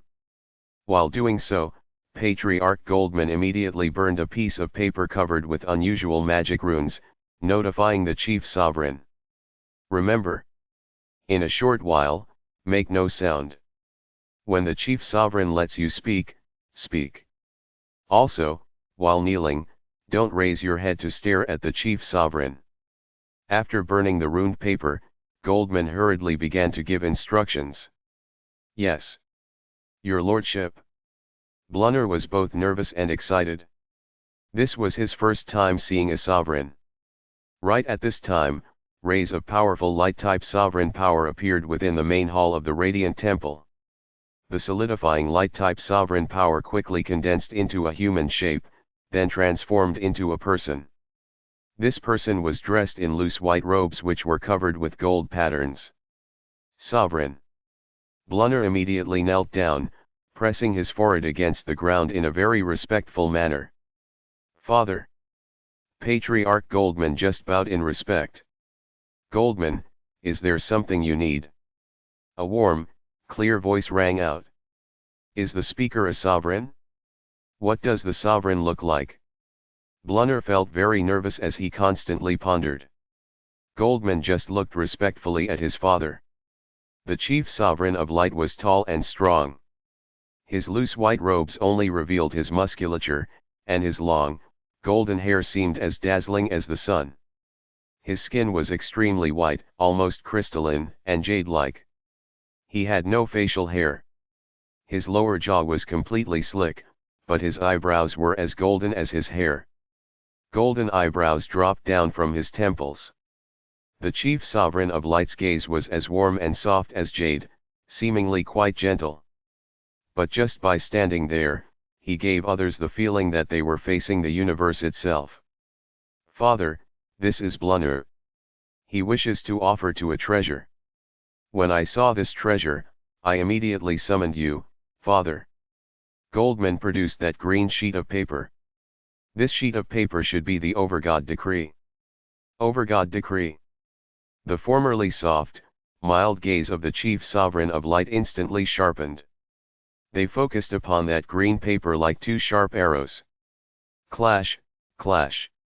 Invisible swords of light struck upon that green paper, sending it flying away, but the green paper itself remained unharmed. Ha, Goldman, you've done well. This is very possibly the Overgod decree. As he spoke, the chief sovereign of light stretched his hand out, and the green sheet of paper landed onto his hand. The chief sovereign of light read through the green paper, and as he read, a smile appeared on his face. So it truly is real.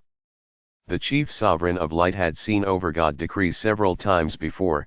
He was easily able to determine that this was real. The chief sovereign of light swept his gaze towards Blunner, who was kneeling there on the ground. Smiling, he said, "Rise and speak." "Thank you, sovereign." Blunner was so excited that he was trembling. He hurriedly rose to his feet, but his body remained slightly bowed. "Where did you acquire this Overgod decree from?" the chief sovereign of light asked. "To answer your question, sovereign, when I was battling someone, a spatial rift occurred and this Overgod decree flew out from the rift. I just so happened to acquire it. The location of our battle was the air above the gods' jail sea." Blunner didn't dare to raise his head and stare directly at the sovereign. Thus, he kept his head lowered, his gaze only able to see the long white robe. The chief sovereign of light, upon hearing this, began to smile even more widely. "Ha, almighty Overgod of life, so you intentionally delivered the Overgod decree to my divine light plane. It seems this Overgod mission will be for me to complete yet again." The chief sovereign of light couldn't help but laugh. The chief sovereign of light knew very well. Given how boundless chaotic space was, if someone or something were to fall into it, it would be virtually impossible for that thing or person to move in any direction through its own volition. Unless one had the abilities of a sovereign, only then could one move about. As for high gods, even high god paragons, when they fell into chaotic space, they would find it hard to move freely.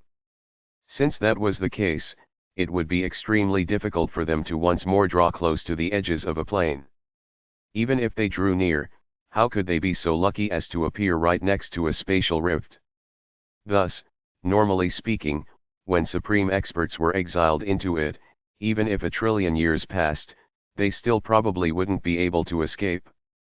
However, the Overgod missions were designed by the Overgods. How could the Overgods allow their decree to perpetually remain within chaotic space? Thus, the Overgods could arrange for it so that even if the Overgod decree fell into chaotic space, they would quickly reappear in other planes. And now, the Overgod decree had appeared in the divine light plane. It was only natural for the chief sovereign of light to believe that the Overgod had the intention of helping him. You did very well. The chief sovereign of light looked at Blunner, then smiled. Oman died. I just so happen to lack a sovereign's emissary. Let it be you, then. Blunner was so excited that his face turned red. I'll become a sovereign's emissary? I'll become a sovereign's emissary. Blunner still felt as though he were in a dream. He couldn't believe it. From an ordinary 7-star fiend to an emissary under the control of the almighty chief sovereign of light, his status would rise greatly, and he would definitely also receive a sovereign artifact. Hurry and kneel. Patriarch Goldman hurriedly sent mentally. Blunner came to his senses, then hurriedly knelt down. Thank you, Sovereign. The chief sovereign of light nodded slightly. Father. Patriarch Goldman bowed and said, actually, news of the sovereign decree had already begun to spread some time ago. Oh. The chief sovereign of light frowned in puzzlement. The news was only spread about within the Infernal Realm. I just learned it recently myself. Goldman said hurriedly. That information described 3 items in detail. There are no differences between that information and the Overgod decree. Only, there were a few extra points. The news said that one of the 3 talismans, the 9 soul pearls, as well as the Overgod decree, was in the hands of the high god paragon, Linley. This news caused a huge stir in the Infernal Realm, but afterwards, it was believed to be false. The chief sovereign of light lifted an eyebrow. Linley. Right, Linley. Goldman said hurriedly. It seems that there are indeed some problems with the veracity of this news. The chief sovereign of light laughed calmly. That information said that the Overgod decree was in Linley's hands, but in reality, it flew out from chaotic space into the divine light plane and into my hands. It seems the person who made up this news probably wished to harm Linley.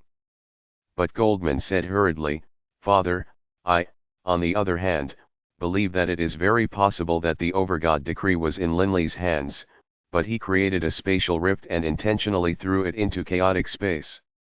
There's no point to keeping the Overgod decree, after all, once one knows the information within it. The chief sovereign of light nodded slightly. Your suggestion is also possible. The chief sovereign of light pondered momentarily. Goldman immediately said, Father, information regarding the Overgod talismans has already spread throughout the Infernal Realm, but it has been viewed as false. Now, it seems, the information is clearly true. That means that perhaps Linley truly did acquire the 9 soul pearls and the Overgod talisman. But of course, the Overgod decree is definitely not in Linley's hands right now. Those 9 soul pearls, however, are. I didn't expect that we were able to find a clue about one of the 3 talismans so soon. The chief sovereign of light smiled and nodded. Father, I have some more news to tell you. Just a few months ago, Chegwin was also driven by Linley into chaotic space. Goldman said hurriedly. But it's quite problematic. Chegwin had no divine clones in the outside world. The speed at which the Augusta clan's intelligence agents shared information was quite fast. What's this about? It involves this Linley yet again. The chief sovereign of light couldn't help but frown.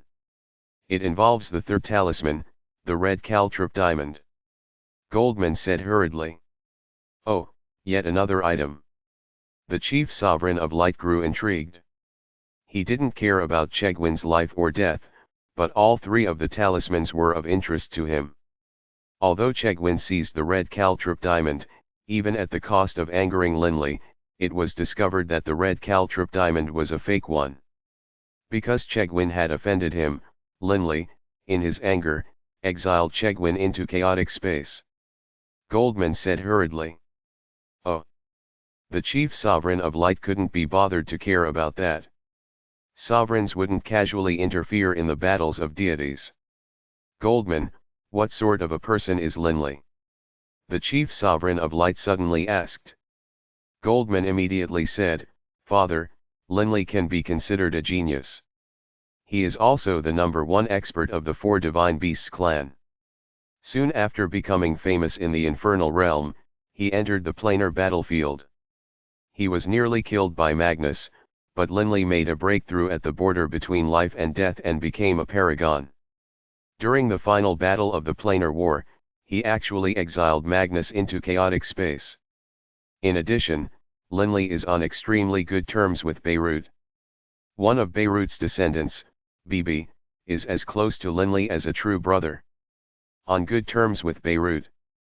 The chief sovereign of light said coldly, as soon as I hear Beirut's name, I want to kill him. The chief sovereign of light's eyes had a hint of a murderous intent appear within them. Even if you gave Beirut 10 times as much courage, he would never dare enter our divine light plane. He only dares to hide in the infernal realm. Goldman immediately laughed. If Linley heard these words, he would definitely be stunned. Clearly, Beirut hadn't paid a trip to the divine light plane at all. He had lied to Linley when he had said he had went to see the chief sovereign of light. The infernal realm.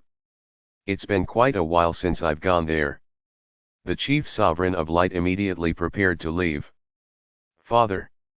Although Linley might very well have acquired the 9 soul pearls, the other sovereigns have already investigated. This says that Linley might not have them. Goldman said hurriedly. Even if there is a hint of a chance, we cannot let it slip. I would rather kill 1,000 by mistake than spare a single one erroneously. The chief sovereign of light said calmly, what's more, he belongs to the Four Divine Beasts clan and has a deep relationship with Beirut. After speaking, the chief sovereign of light's body completely vanished. Goldman couldn't help but reveal a hint of a smile on his face. He murmured to himself, better to kill 1,000 by mistake than spare a single one erroneously. Book 20, The Crown's Riddle, Chapter 31, The Chief Sovereign Descends. Indigo Prefecture. The foremost of its 10 cities, Indigo City. The Northern District. This was where the Lord Prefect, Beirut, lived. Because it was within the city, there was no need for many prefectural soldiers, but despite that, there were still tens of thousands of maids, servants, and guards. These days, Linley and Bibi remained within Beirut's estate, paying attention to any news which came from the Infernal Realm regarding the red caltrip diamond. Linley and Bibi's estate. Linley was seated atop a stone chair, flipping through an intelligence report. Boss, any news about the red caltrip diamond? Bibi came out from the door, asking with a smirk. Linley finished the report, tossing it to the table and shaking his head with a laugh. There's no news at all. These intelligence reports are as useful as catching the wind or chasing after shadows. There isn't a single report that comes close to that report regarding Brody. Unfortunately, the soldiers in control of the Muja continent's teleportation array belong to their sovereign and can't be ordered about by normal people. The Muja army has countless soldiers. It truly is too difficult to discover where Brody might have been teleported to. Up till now, Linley still believed the red caltrip diamond which Brody had acquired was probably real. The divine clone he had left behind was done to entangle pursuers and draw their attention. As to where Brody's true body had gone, Linley very much wanted to know. It is tricky. Bibi sat down, then grabbed a red, slick fruit on the table. He began to chomp it down, and juice dribbled from the corner of his lips. The soldiers in charge of the Muja continent's teleportation array are constantly changing. This month, one squad is in charge of sending people away from the Infernal Realm, next month, it's another squad. The number of soldiers that one would need to speak to in order to thoroughly investigate several decades worth of events will most likely be quite high. If you were to go openly and boldly, you will definitely draw attention from the Muja sovereign. Linley nodded slightly. Last time, he had many excuses for as to why he went to catch Brody. He could just say that he was interested in this treasure and wanted to see it for himself. After all, even ordinary Lord Prefects and 7-star fiends who saw that intelligence report and scryer recordings were moved to find it. Actually, many of those who went in search of the red caltrip diamond didn't actually believe it was an Overgod talisman. They only went in search of it because of the unusual abilities it had displayed. But for now, that matter was temporarily on hold. If Linley were to openly go to the Muja continent and investigate in such a thorough manner, others would certainly feel suspicious. After all, given the status of a paragon, the red caltrip diamond shouldn't be too useful. If one occasionally investigated, that was one thing, but if one constantly investigated, it was indeed suspicious. BB pursed his lips and snorted. Brody really was a bit greedy. A high god who fused with a divine spark, and a treasure that allows him to easily defeat 6-star fiends. He knows what matters. Linley laughed calmly. In addition, I imagine that after passing through the teleportation array, he paid the fee several times and teleported through multiple planes. Who knows where he ended up? BB nodded in agreement as well. So we won't be able to get it? BB said unhappily. One day, we will. Linley said with a calm laugh. Still, his words lacked conviction. Linley had already sent his other 3 divine clones to lead his family and friends back to the Yulon continent. Linley remained here because he indeed to acquire the red caltrip diamond at any cost. To Linley, the red caltrip diamond represented the only chance Grandpa Douring had of coming back to life. There was no way Linley would give up. BB, seeing the look on Linley's face, nodded as well. After Brody acquired the red caltrip diamond, of course he wouldn't be willing to be ordinary again. There will come the day when news of him once more spreads out. Linley laughed and nodded in agreement. Whoosh, the cool wind of the Infernal Realm blew past the white phosphorus tree within the courtyard. The leaves of it, already yellow, floated down in the breeze, covering the courtyard within a layer. Linley and BB's faces turned grave. They couldn't help but stare upwards, and upon doing so, Linley couldn't help but narrow his eyes. What an eye-piercing brilliance! That figure in midair seemed like a scorching white sun. The light emanating from his entire body was simply too brilliant, forcing others to narrow their eyes. A powerful aura emanated forth from the dazzling sun. Linley took a close look. Only then was he able to tell that there was a human figure within the sun. This person had long golden hair, golden eyebrows, and a pure white face that was devoid of any hair, aside from the golden eyebrows that drooped down past his ears. A loose golden robe embroidered with gold covered his entire body, but it only enhanced his powerful physique. The eyes of the man seemed like 2 miniature suns. They were eye-piercingly brilliant, and made others feel as though they couldn't stare directly at this man. A sovereign. Linley instantly came to this conclusion. Light-type aura. It seems this is a sovereign of light. Why has a sovereign of light come? Linley didn't understand. Greetings, sovereign. Linley bowed and said. Greetings, sovereign. BB immediately bowed as well. The chief sovereign of light gave an emotionless downwards glance to Linley and BB. His gaze was calm, like that of an emperor staring down at lesser creatures. After some time, the chief sovereign of light finally spoke. Are you Linley? Yes. Linley looked very respectful, but his heart was filled with confused thoughts. Why had this sovereign come? Could it have been for the Overgod talisman? Or was it for the sake of Chegwin? When faced with this situation, Linley instantly began to think of many possible responses. Although he came up with quite a few, Linley still felt nervous and uneasy. After all, with the sovereign here in person, if the sovereign wanted him dead, he only had to wave his hand. After he had arrived, the chief sovereign of light had set up his god realm, making it so that Linley and Bibi were placed in a region separated from the outside world. Nobody in the outside world could see what happened here. This is a sovereign. The Lord Prefect, Beirut, turned to look towards the air above Linley and Bibi. His face couldn't help but change. Why did a sovereign of light come to my place? Beirut hesitated slightly, then gritted his teeth and flew at high speed towards Linley and Bibi. He feared sovereigns of light, but he cared deeply about Linley and Bibi. He couldn't just stay uninvolved.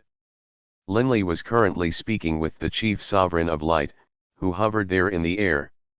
This did indeed happen. Because of what had happened, many of the sovereigns of the Infernal Realm paid attention to this matter, but clearly, this information was falsely made.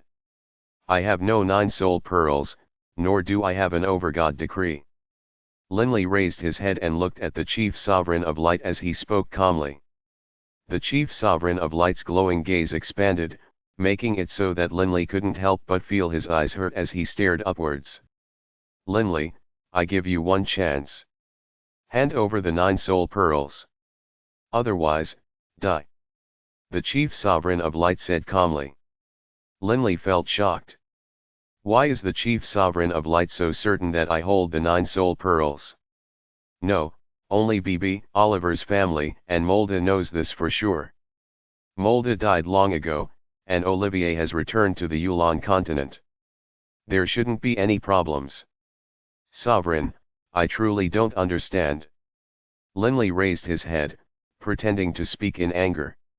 Last time, the sovereign of wind also questioned me in this manner, but the results were clear, that news was fake. Most likely, there might not even be an Overgod mission. Why, sovereign, must you insist that I have the 9 soul pearls?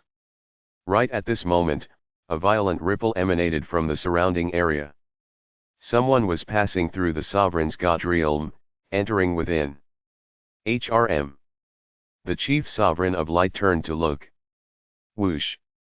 A figure flew in at high speed. When Linley looked closely, he saw that it was Beirut. Grandpa. Bibi was overjoyed. The chief sovereign of light looked down at the figure before him. Upon seeing Beirut, his face couldn't help but sink. With a cold snort, he said, Beirut. You actually dare come see me? Beirut, hearing this voice, couldn't help but feel startled. Upon raising his head, his face changed and he called out in shock, Chief Sovereign of Light. Chief Sovereign of Light. Linley was secretly startled.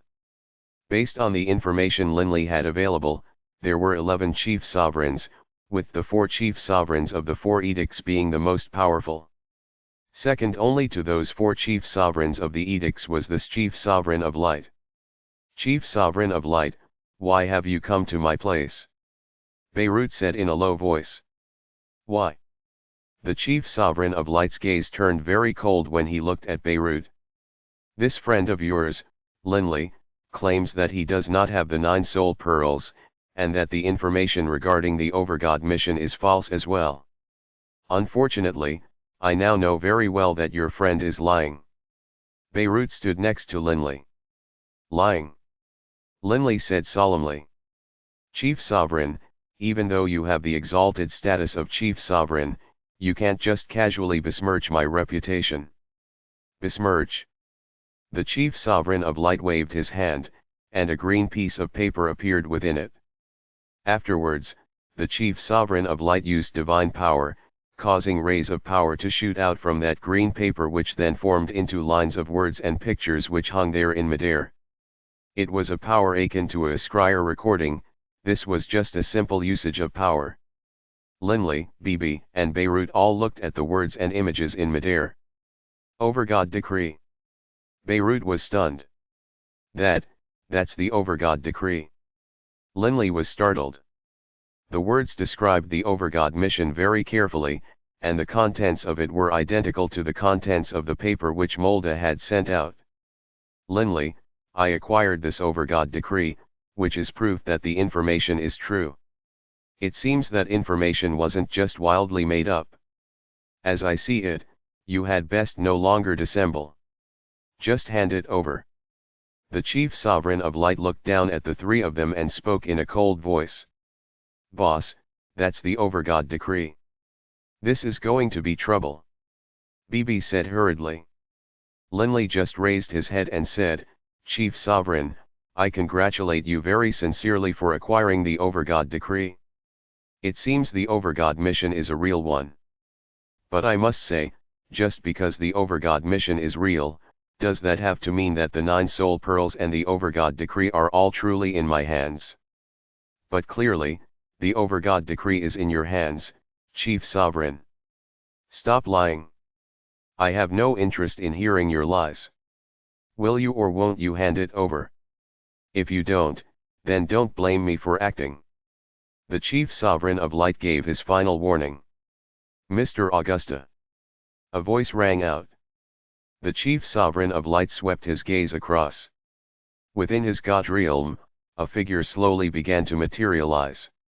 This man had long, blood-red hair, and was dressed in a blood-colored robe. Linley, seeing this, felt secretly delighted. The blood-rich sovereign. Boson. The Chief Sovereign of Light frowned. Mr. Augusta. The blood-rich sovereign smiled. I already heard the news. Everything was caused by false information. But not long ago, it was already determined that the Overgod mission wasn't necessarily real, and that the news that Linley was in possession of the 9 soul pearls was also false. The Chief Sovereign of Light gave him a cold glance, then waved his hand and made the green paper face the blood-rich sovereign. The blood-rich sovereign gave it a glance, seeing the words on it. He couldn't help but feel shocked. This is the Overgod decree. Is it still false? Clearly, the information is real. I imagine that this sort of news wouldn't be randomly made up. Linley definitely has the 9 soul pearls. The Chief Sovereign of Light stared coldly towards Linley. Linley, I've already told you that you have only 2 choices. Hand it over or die. You decide. The Chief Sovereign of Light completely ignored the blood-rich sovereign's presence. Chief Sovereign. Linley raised his head and said, I told you that I don't have the 9 soul pearls, yet you refuse to believe me. And so you will kill me? But I have to tell you something, I have other divine clones in other places. Even if you kill me, you won't be able to open my interspatial ring. Thus, even if I have the 9 soul pearls and you kill me, you still won't be able to acquire it. What's more, I don't have them. Divine clones. The Chief Sovereign of Light frowned. Where? A material plane. Linley said honestly. My Yulon plane. Beirut smiled. Humph! The Chief Sovereign of Light gave Beirut a cold glance. Excellent. You actually hid your divine clones in a material plane. You are quite clever. The Chief Sovereign of Light said coldly. You claim that you don't have the 9 soul pearls. Remove the binding you have over your interspatial ring and let me investigate it. Do you dare? If you search it and don't find it, will you leave, Chief Sovereign? Linley asked. Don't waste my time. The Chief Sovereign of Light's face sank. Fine. Since you, Chief Sovereign of Light, insist on searching my interspatial ring just based on your suspicions, then I, Linley, will today let you inspect it. With but a thought, Linley divided his body into 2, simultaneously retrieving 2 interspatial rings. After removing the bindings, Linley raised his head to look at the Chief Sovereign, then laughed calmly. I imagine, Chief Sovereign, you know that I currently only have these 2 divine clones present. You can go ahead and investigate these interspatial rings. Linley then tossed them towards the air, towards the Chief Sovereign of Light. Book 20, The Crown's Riddle, Chapter 32, I'd Rather Die. A change of events. Linley had so straightforwardly handed over his interspatial rings that the chief sovereign of light was rather suspicious. Can it be that it truly is as I suspected? Linley had taken the 9 soul pearls back to the Yulon plane. When he had heard Linley say that Linley's divine clones were not present and had returned to the Yulon plane, the chief sovereign of light had a bad feeling. But the chief sovereign of light still bound the rings with blood and inspected them both. There really is nothing here. Chief sovereign, are the 9 soul pearls that you seek within? Linley said in a clear voice, his head raised. Humph. After removing his binding, the chief sovereign of light casually tossed the 2 interspatial rings to Linley. Right at this moment, energy once more began to tremble and swirl about in the surrounding area as a blurry figure appeared, then solidified. Clearly, yet another sovereign had created an energy clone. The sovereigns of the Infernal Realm were scattered everywhere. For them to arrive in a short period of time was unlikely. Still, given that their divine sense covered the entire region, the sovereigns could form energy clones at any time. Augusta. The newcomer was dressed in a long, silver robe. He stared at Augusta with his violet eyes. Shinji. The chief sovereign of light glanced at him. Upon seeing this person, Linley felt his heart rise. The Starmist sovereign. Linley had seen this person before. This was the sovereign who controlled the Infernal Realm's Starmist Sea. What a lively place this is. Even you came, Augusta. Shinji, Bosan. A warm voice rang out as a blurry violet energy began to solidify then transform into a human figure. It was a beautiful woman dressed in loose, faint violet robes. A familiar aura emanating from her caused Linley to have a thought. This aura seems so similar to rice gems. Linley mused to himself. Linley, long time no see. After you left the Amethyst Mountains, a mere few thousand years passed, but you've had such accomplishments. The beautiful woman smiled as she looked at Linley. Her eyes seemed to contain some sort of astonishing charisma that could move a person's soul. Sovereign. This time, when Linley bowed, it was with true sincerity and true respect. The Redbud Sovereign had indeed helped him greatly. Haha, there really are quite a few people here. Are all of you here for the Overgod mission? A clear voice rang out, and fiery energy solidified in the air, then condensed into a slightly plump man. His fiery red hair was casually mussed, and fire could be seen faintly flickering and swirling around him. In the center of his forehead, there was the seal of a golden flame. Oh, so many have arrived already. A black energy condensed. One sovereign energy clone after another appeared in midair. Linley could only recognize just 3 or 4 of them, he didn't recognize the vast majority of them. So many sovereigns. Beirut had a hint of a smile on his face as he said to Linley, Linley, for so many sovereigns to simultaneously appear is something which might not be seen in a trillion years. There are indeed many sovereigns here. Linley swept them with his gaze. In the air above him, more than 15 sovereigns had appeared. Logically speaking, there should only be 7 destruction-type sovereigns in the Infernal Realm, but 15 had appeared. A sovereign of fire. Of water. Of light. Of earth, indeed, it was quite lively. With the majestic presences of so many sovereigns present, even Linley felt some pressure. I feel miserable. BB sent to Linley. Try and endure it. Linley himself could do nothing. The sovereigns began to chat amongst themselves. Mr. Augusta, you have the Overgod decree. The sovereign with the golden flame seal on his forehead said hurriedly. The various sovereigns were all staring at the chief sovereign of light. The chief sovereign of light let out a calm laugh. He didn't try to hide it. Waving his hand, that green paper appeared, hovering above his palm. This is the Overgod decree. There's no need to hide the information within. The chief sovereign of light forthrightly allowed all of the sovereigns to view the green paper. Clearly, the news that spread in the Infernal Realm in the past was real. The group of sovereigns hovered there in midair, chatting amongst themselves. An Overgod mission. Although some sovereigns didn't dare dream of completing it, others wanted to give it a try. Even if the ones who didn't dare make an attempt still cared greatly about this matter.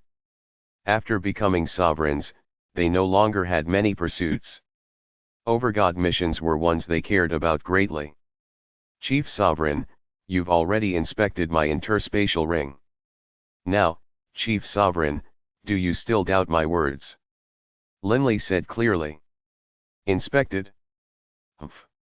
Only 2 of your divine clones are present. Others remain hiding in the Yulon Plain. If you aren't afraid of sovereigns inspecting you, why have your divine clones hide there? The Chief Sovereign of Light clearly wasn't going to let Linley off that easily.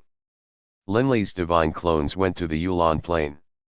Quite a few sovereigns immediately called out in surprise.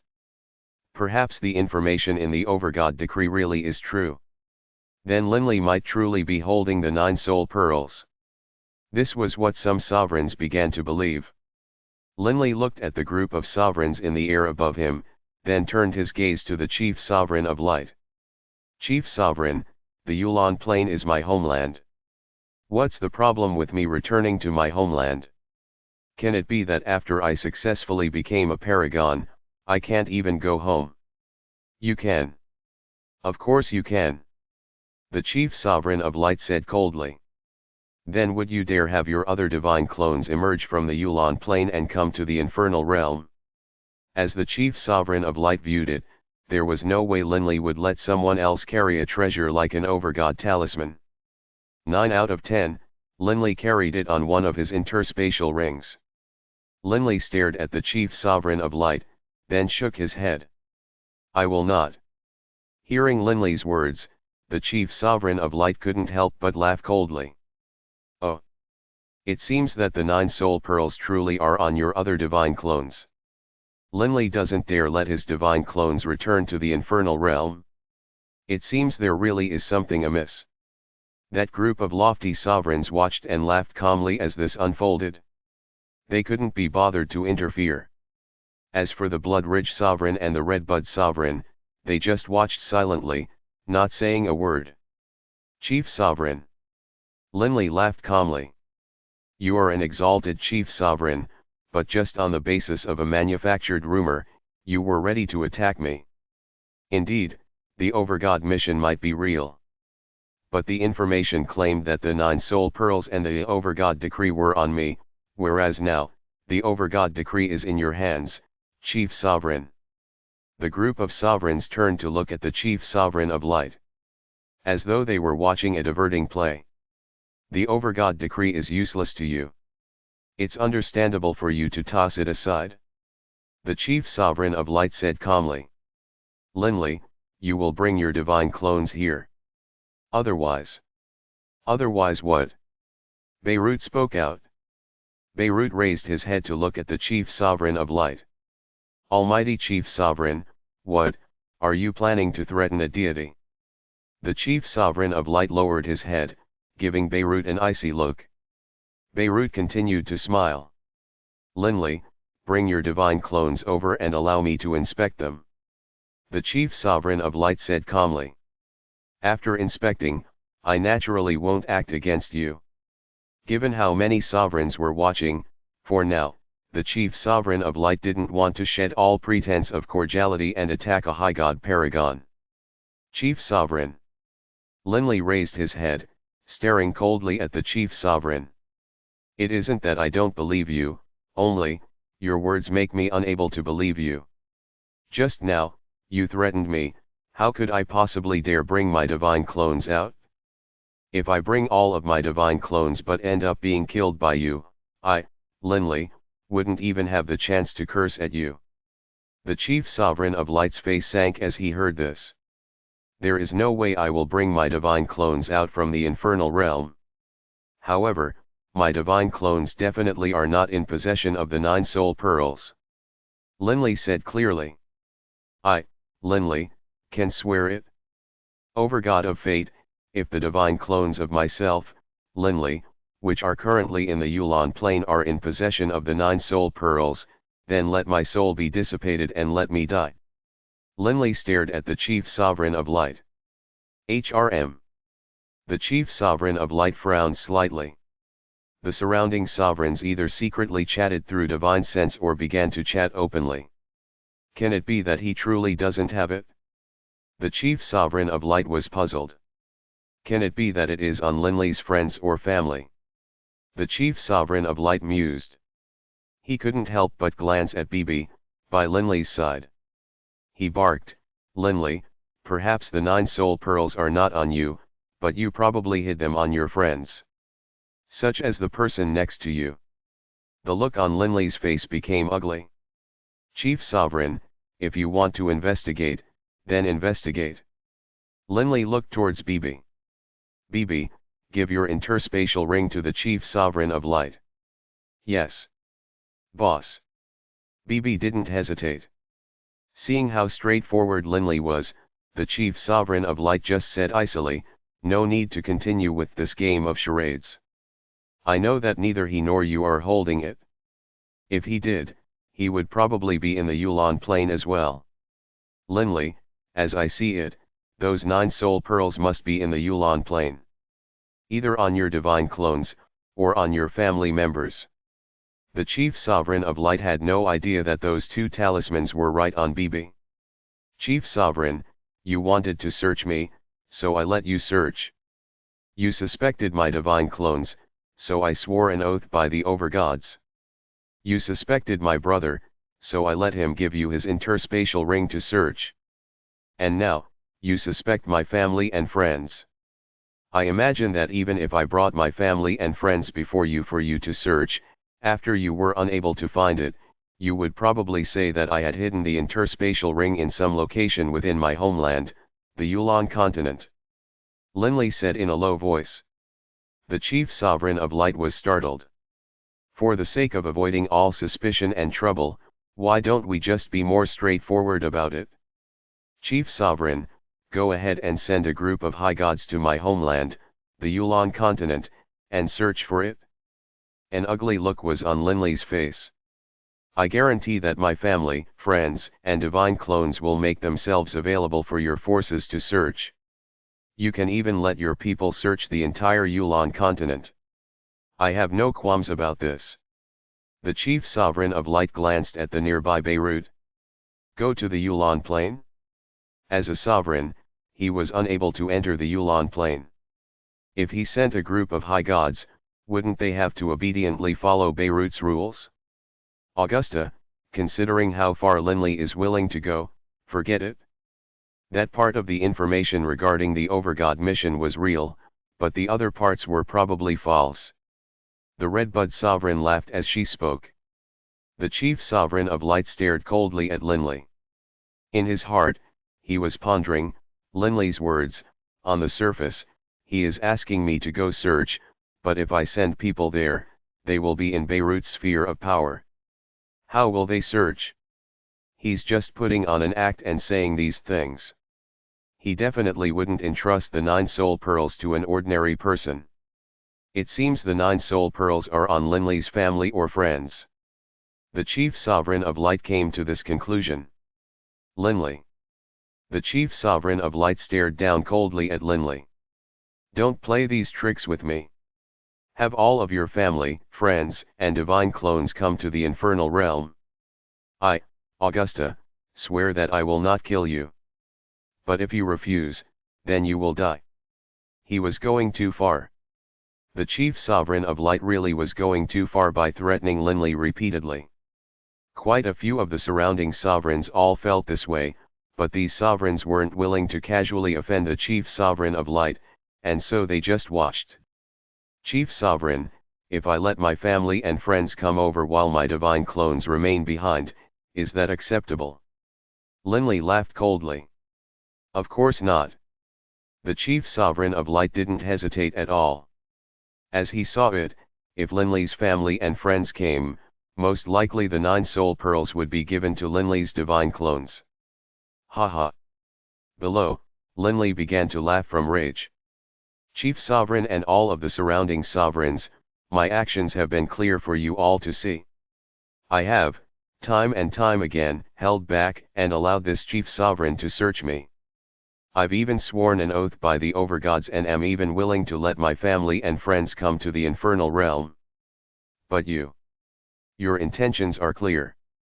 You insist on all of my divine clones coming out. Linley's rage was beginning to tower. If I brought all of my divine clones here to see you, then wouldn't my life and death no longer be under my own control? Most likely, by then, you'd kill me if you felt like it. I, Linley, am not that stupid. I, Linley, have already been sufficiently respectful to you today. Everything I've done, all of these sovereigns have witnessed. If you want to continue threatening me, what more can I do? All I can do is tell you this, I'm not able to comply. If, by relying on your power as a sovereign, you kill me, I'm not able to fight back. Attack when you please. Linley stared coldly at the chief sovereign of light. In my heart, sovereigns are lofty, exalted figures. I deeply respect and venerate sovereigns, but chief sovereign, I just want to say one thing to you, don't make me look down on you. When Linley's words came out, the chief sovereign of light's face turned black. Linley just raised his head, staring at the chief sovereign of light, not willing to lower his head at all. Linley knew that the more he gave way, the more the chief sovereign of light would advance and pressure him. To Linley, although handing over the 9 soul pearls could save his life, he couldn't hand them over. That was his hope of bringing Grandpa Dourang back to life. Even if he died, it would just be the death of his original body and a divine clone. Could it be that Grandpa Dourang's life was less valuable than one of his divine clones and his original body? In the past, if it wasn't for Grandpa Dourang, Linley probably would have been an ordinary warrior in the Yulan continent who wouldn't even have the chance to take revenge. If it hadn't been for Grandpa Dourang sacrificing his life, Linley probably would have been killed by the forces of the Radiant Church. He would rather die, rather than hand it over. Excellent. Excellent. The chief sovereign of light was so furious, he truly did want to kill Linley now. But Linley's final words, "Don't make me look down on you," truly made it so that the chief sovereign of light wanted to act, but couldn't. So many other sovereigns were watching him. If he were to truly kill Linley, then he probably really would lose all face amongst sovereigns. I don't understand. Bibi, by Linley's side, mumbled through pursed lips. 30-some years ago, a high god named Brody who had fused with a divine spark appeared in the Muja continent.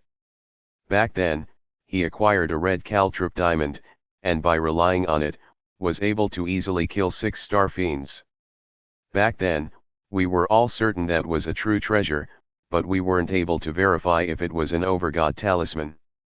Sadly, Brody himself probably fled through a teleportation array and left the Infernal Realm. Alas, rather than go search for an Overgod talisman that actually appeared, you've come to find Linley, who does not have the 9 soul pearls, and insist that he does. I really don't understand. Brody? Red caltrip diamond. Instantly, the group of sovereigns began to speak out. The red caltrip diamond truly did appear. Quite a few sovereigns looked towards Bibi. Of course. Bibi was completely certain that Brody used one of his high god clones to tie down a group of people. I imagine that when he left the Infernal Realm, he only took his god-level divine clone and his wife, who was merely a demigod. Bibi said with certainty. Muja, quickly go investigate. The sovereigns all looked towards the Muja sovereign. The Muja sovereign's energy clone was present, but his original body was in the distant Muja continent.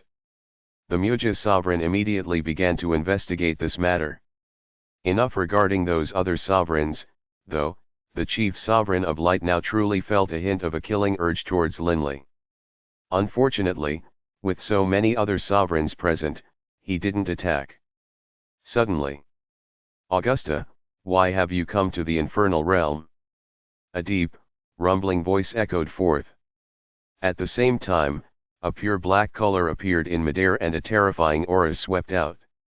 It was like an enormous, world-ending behemoth had appeared, but it then condensed into a human figure. This was a figure swathed completely in black light, with an aura so strong that it even suppressed the chief sovereign of lights. Chief Sovereign! Chief Sovereign! The other sovereigns all immediately saluted. Clearly, the chief sovereign of destruction had tremendous prestige. Linley was shocked. This aura of destruction, chief sovereign? The chief sovereign of destruction? One of the chief sovereigns of the four edicts, a figure of legend. Linley understood that given how powerful this aura was, clearly the chief sovereign of destruction had come in person. If he had wanted to send his energy clone, he probably would have arrived long ago. Linley looked carefully at the chief sovereign of destruction, but no matter how hard he tried, he couldn't see the person in the black light clearly. You came as well. Can it be that you are also interested in the Overgod talisman? The chief sovereign of light looked at him. Do you still remember the agreement we made 10,000 years ago? The chief sovereign of destruction said calmly. Of course I do. The chief sovereign of light said calmly. Very good. This Linley is my emissary. Even if you want to pressure him, don't go too far. The chief sovereign of destruction said calmly. These words caused this group of sovereigns to all look towards the chief sovereign of destruction. Even the Red Bud sovereign and the Blood Ridge sovereign revealed traces of astonishment in their eyes. Even they didn't know about this. His emissary. Linley's heart shook. Yours. The chief sovereign of light looked at the chief sovereign of destruction, then laughed calmly and nodded. Fine, then. This matter ends here. But right at this moment, the brown-haired Muja sovereign laughed loudly. Chief sovereign, Mr. Augusta, everyone, I just did a high-speed search, and I really did discover that 38 years ago, a god and a demigod, male and female, used the teleportation array to go to a material plane. It is very rare for a god and a demigod to use a teleportation array. During the past 30 years, there was only this one instance. Which material plane did they go to? The sovereign of wind, Teresia, spoke out. At the same time, many sovereigns looked towards the Muja sovereign, including the chief sovereign of light. As for the chief sovereign of destruction, Linley couldn't even see his true appearance clearly, much less where he was looking towards. Linley's heart began to tremble. A material plane. He finally knew where Brody had gone to. There was hope for him to find the red caltrip diamond. Haha, I'm not too interested in the Overgod talismans, so I'll tell you. The material plane this couple went to is the material plane known as the Okerlund plane. The Muja sovereign said clearly. Immediately, the sovereigns began to chat amongst themselves. Everyone, I'm going back now. A low voice rang out. The chief sovereign of destruction's figure turned, then disappeared from sight. With the departure of the chief sovereign of destruction, the other sovereigns immediately all began to depart as well. Clearly, this precise information regarding the red caltrip diamond had caused the sovereigns to all grow excited. Linley, are you going to go to the Okerlund plane? The chief sovereign of light looked down at Linley. Of course. Linley said solemnly. The chief sovereign of light let out a cold laugh, then disappeared. Moments later, the other sovereigns left as well, not a single one remaining. Linley. Beirut laughed as he looked at Linley. Are you really going to the Okerlund plane? Yes, I am going. And, I'm going right now. Linley said. After learning the location was the Okerlund plane, Linley already felt completely confident. Sovereigns weren't able to enter material planes. Then, who had he to fear? Even if the other paragons came at the orders of the sovereigns, now that Linley had fused 4 types of divine power, his strength was 10 times what it was in the past. In fact, the durability of his body was probably close to a sovereign artifact by now. The red caltrip diamond is mine. Linley's heart blazed with eagerness. After having embarked on the road to acquire the red caltrip diamond, Linley had already decided that he would sacrifice anything. If deities came to stop him, he would slaughter them. Paragons, divine beasts, even those with the backing of sovereigns, if they wanted to stop him, he would show no mercy. For the sake of Grandpa Doering. Linley had already decided to shatter his cauldrons and sink his boats, he would sacrifice everything. There was no going back. Book 20, The Crown's Riddle, Chapter 33, Descent. The Divine Light Plane. Deep within the vast, endless God's Jail Sea, there was a quiet little island, Jade Flower Island. This island had a circumference of only a few dozen kilometers, but over the course of countless years, the surrounding pirates had all come to a common understanding, no matter what, they were not to draw close to that little island. For countless years, anyone who dared to disturb the peace of Jade Flower Island, aside from old friends of the island master, would all perish. Rumble. In the air above Jade Flower Island, a wind arose and clouds gathered. A surge of powerful energy coalesced above it, and tens of figures immediately flew out of the island. The leader was a man, while the others were all female. The leading male was dressed in a white robe, had unbound golden hair, and two whiskers that drooped downwards like a pair of eyebrows. His gaze, however, was fathomlessly deep and cold. The energy in the skies above solidified into a figure, it was the Chief Sovereign of Light. Greetings, Chief Sovereign. The white-robed, golden-haired man bowed slightly. Chief Sovereign. The women also knelt down as well. The Chief Sovereign of Light permitted a smile to appear on his face, then walked towards the white-robed man. Clementine Calimenting, I've come today because there is something important I wish to ask you to go do. The white-robed man lifted a surprised eyebrow. Chief Sovereign, if there is something which you cannot accomplish, how can I, a high god, accomplish it? Listen to me first. The Chief Sovereign of Light smiled. In his heart, though, the Chief Sovereign of Light was rather unhappy. These high god paragons are all so arrogant. The vast majority of them are unwilling to become emissaries, and even if they do, they won't easily be persuaded to go on missions. Linley was so arrogant. This Clementine, despite being my emissary, is not easily sent on missions either. High god paragons were still supreme amongst deities. Many of them, in the bottom of their hearts, felt quite dissatisfied towards sovereigns. What was so amazing about sovereigns?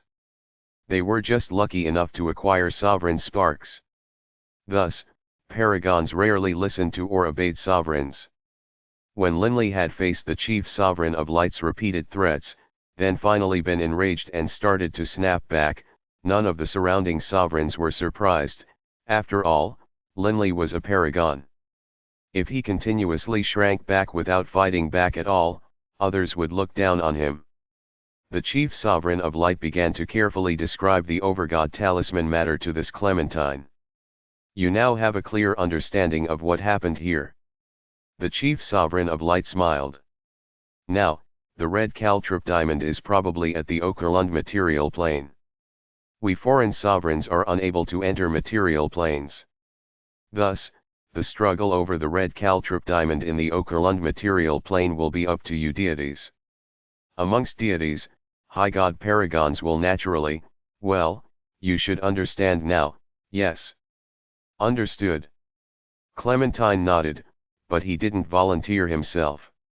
The Chief Sovereign of Light mentally snorted, but he kept a smile on his face. If you complete the mission, this will be a great accomplishment. There is no way for me to give you another sovereign artifact, but I can give you 10,000 drops of sovereign's might. Clementine's facial expression didn't change. Clearly, he didn't lack for sovereign's might. But there was no way for the Chief Sovereign of Light to give him another sovereign artifact. I can give you the 10,000 drops of light-type sovereign's might right now. If you fail, then forget it. If you succeed in acquiring the red caltrip diamond, When you hand it over to me, then I will give you another 10,000 drops of sovereign's might of another type. What say you? The chief sovereign of light smiled. Don't worry, chief sovereign. I will definitely work wholeheartedly to acquire the red caltrip diamond. Clementine bowed forward slightly. Only now did the chief sovereign of light laughed, satisfied. Go to the Okerlund material plane. If you don't have enough subordinates, go to the teleportation array and summon 1,000 high gods to follow you. Yes. Clementine said respectfully. Then I shall immediately head out. Sovereigns, being outsiders, were unable to enter material planes. Although many sovereigns were intrigued, they could only go ask the various high god paragons to lead their forces to the Okerlund plane. Battles in material planes relied on deities. Sovereigns could only wait outside for news. The Okerlund plane. The size of this entire plane was comparable to the Yulon plane. However, 99% of the surface of the Yulon plain was covered by water. The South Sea, in particular, took up a region that was 1,000 or 10,000 times larger than the Yulon continent. But the Okerlund plain was different. A large majority of the Okerlund plain was covered by land. The Okerlund plain consisted of two vast continents. They were the Fog Deep continent and the Beast God continent. These two large continents both had a circumference greater than 100 million kilometers. Aside from these two continents, there was only the endless sea. The Okerlund Plains Fog Deep continent was governed by humans, while the Beast God continent was ruled over by beastmen. Within the Fog Deep continent, there was a terrifying forest that covered an area of more than 10 million kilometers, Fog Deep Forest. Fog Deep Forest had existed for countless years. Its age was completely unfathomable, and it was simply too vast, causing many who adventured deep within it to be unable to pass to the other side despite spending their entire lives attempting to do so. According to legend, within Fog Deep Forest, aside from many magical beasts, there were also many primordial races, such as elves, sprites, dwarves, mountain giants, and others. Deep within Fog Deep Forest, Mount Wieselwayser was the number one mountain of the Fog Deep Forest, and was more than 100,000 kilometers tall. Mount Wiesel's peak had 11 enormous teleportation arrays. Aside from these teleportation arrays, there was also an ordinary boulder which had been shaped into an estate. The planar overseer of the Okerlund plain lived here. 900 more years before this assignment to oversee the Okerlund plain ends. A tall, thin, two-horned man stood at the peak of the mountain, staring at the vast, endlessly fog-deep forest. He could easily see that far in the distance, there were two enormous magical beasts that were bellowing at and fighting each other. Boulders shattered. Trees trembled, then split apart. The two powerful magical beasts seemed to have gone berserk. An azure steel wing hawk was currently perched quietly atop an ancient tree that had lived for 10,000 years, stealthily watching the distant battle. It seemed to be waiting for an opportunity to strike after both of these magical beasts were injured. It's been only 3 years. I didn't imagine that this kid actually completed fusing with the Magi Sight core of the 8th rank magical beast, Azure Steel Wing Hawk. It seems that he has become a druid of the 8th rank and should become a supreme expert amongst the younger generation within his tribe. The tall, skinny man smiled as he watched. Out of boredom, the planar overseer had grown to be quite familiar with the 8 elven tribes surrounding the area. There were some elves who were capable of becoming druids. Even for deities, druids were considered as rather unique. After fusing with a Magi Sight core, they were actually able to transform into magical beasts. Even deities would find it hard to find any differences between druids and ordinary magical beasts. This was because, after transforming, druids would become a true magical beast. This planar overseer had become familiar with the soul aura of this elven genius, which was why upon seeing the azure steel windhawk, he knew it was the elven youth who had transformed. I wonder if this youth will become a deity during my tenure as planar overseer, then head to the higher planes. The tall, skinny man mused to himself. Right at this moment, one of the 11 teleportation arrays suddenly lit up. The tall, skinny man turned to look. From the divine fire plane. These 11 teleportation arrays were aligned to the 4 higher planes and the 7 divine planes. To travel from the divine fire plane to a material plane, the cost is astronomical. A few dozen years ago, that couple returned from the Infernal Realm. Now, someone else comes from the divine fire plane. The tall, skinny man immediately walked towards the teleportation array, and the brilliant, illusory glow of the teleportation array slowly faded. The tall, skinny man's face changed. He saw a large, dense cluster of people within the teleportation array, with the leader being a grim-looking man who wore a long azure robe and whose long, fiery red hair fell to his shoulders. So many people. There are more than 100. And these people's power, I can't see through any of them. The tall, skinny man was badly shocked. He was a god. For him to be unable to see through them, meant that all of these 100+ people were high gods. For a single high god to pass through to a material plane has an astronomical cost. For so many high gods, the tall, skinny man took a long, deep breath. Whether they had come after paying an astronomical fee or had come for free through a sovereign, they were not people who he, a lowly planar overseer, could be compared to. My lord. The tall, skinny man hurriedly bowed. The fiery-haired man's gaze was like thunder. The planar overseer just barely looked at him before immediately feeling as though his soul had been struck by a heavy hammer. The fiery-haired man couldn't be bothered with this god. The 100 high gods under his command immediately spread out, and the teleportation array once more lit up. Someone else from the divine fire plane. The tall, skinny man was shocked. Indeed, yet another group of more than 100 had come. Because each teleportation array was limited in size, only 100 could come each time. Even if they squeezed, 200 was pretty much the limit. But clearly, many people were coming from the divine fire plane. One batch after another, the teleportation array lit up time and time again as more people were sent over. How many are there? The tall, skinny man was stunned. Why had so many high gods come to the Overgod plane? What were they here for? A long time later, the teleportation array finally halted. More than 2,000 high gods had come from the divine fire plane. Although, to the divine fire plane, 2,000 high gods wasn't much, to an ordinary material plane, 2,000 high gods was simply, incredibly terrifying. There are too many people in this material plane. However, aside from the planar overseer, there are only 2 gods, and one is female, while the other is a beastman-shaped male. The fiery-haired man let out a cold snort. The tall, skinny man was shocked upon hearing this. He knew who the 2 people the fiery-haired man mentioned were.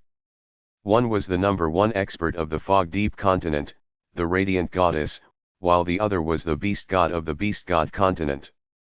But these 2 continents were extremely far from each other.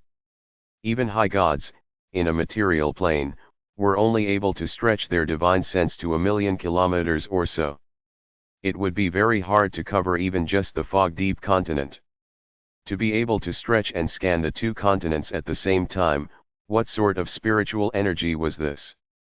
It seems that Brody has indeed hidden himself quite deeply. The fiery-haired man glanced at the tall, skinny man. What are you called? My lord, my name is Ben Bien. Overgod Plains planar overseer. The tall, skinny man said respectfully. Planar overseer, then you definitely know about Brody's arrival. The fiery-haired man suddenly frowned. Yet another teleportation array had begun to shine. They are quite fast. The fiery-haired man immediately gave an order through divine sense to the surrounding high gods. Head out. At the same time, he released a hint of fiery red energy, grabbing the planar overseer with it and taking him away as he flew. The 2,000 high gods behind him also followed as they flew away at high speed. Just as they flew away, another group of high gods descended from the teleportation array. It seemed they came from the Infernal Realm. It was another group of over 100 high gods, with the leader being a youth with dark, wavy black hair and a dark black robe. His cold pupils were like the pupils of a venomous viper. If Linley was here, he would immediately recognize that this grim-looking man in the black robe was that person who had helped Linley once. Dunnington. Humph. I didn't expect that someone would be even faster than us. Dunnington swept his gaze into the distance. Indeed, a paragon is leading that group. The teleportation array once more lit up as one group after another emerged. Dunnington didn't lead that many people here, just 800 high gods or so. In reality, though, the fight over the red caltrip diamond would depend on the high god paragons. Let's go. Dunnington gave the order, and this vast, awe-inspiring group flew out as well. The armies of the various divine planes and higher planes, with paragons at the lead of almost all of them, began to descend. The light of the teleportation arrays flashed non-stop.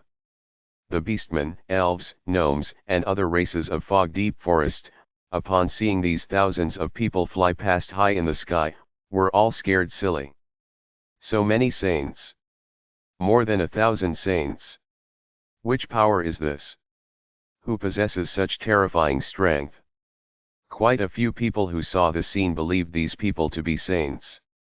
Only the saints and deities of the Okerlund plane knew, to their terror and shock, that they couldn't sense the strength level of any of the individuals flying within the vast hordes that filled the skies.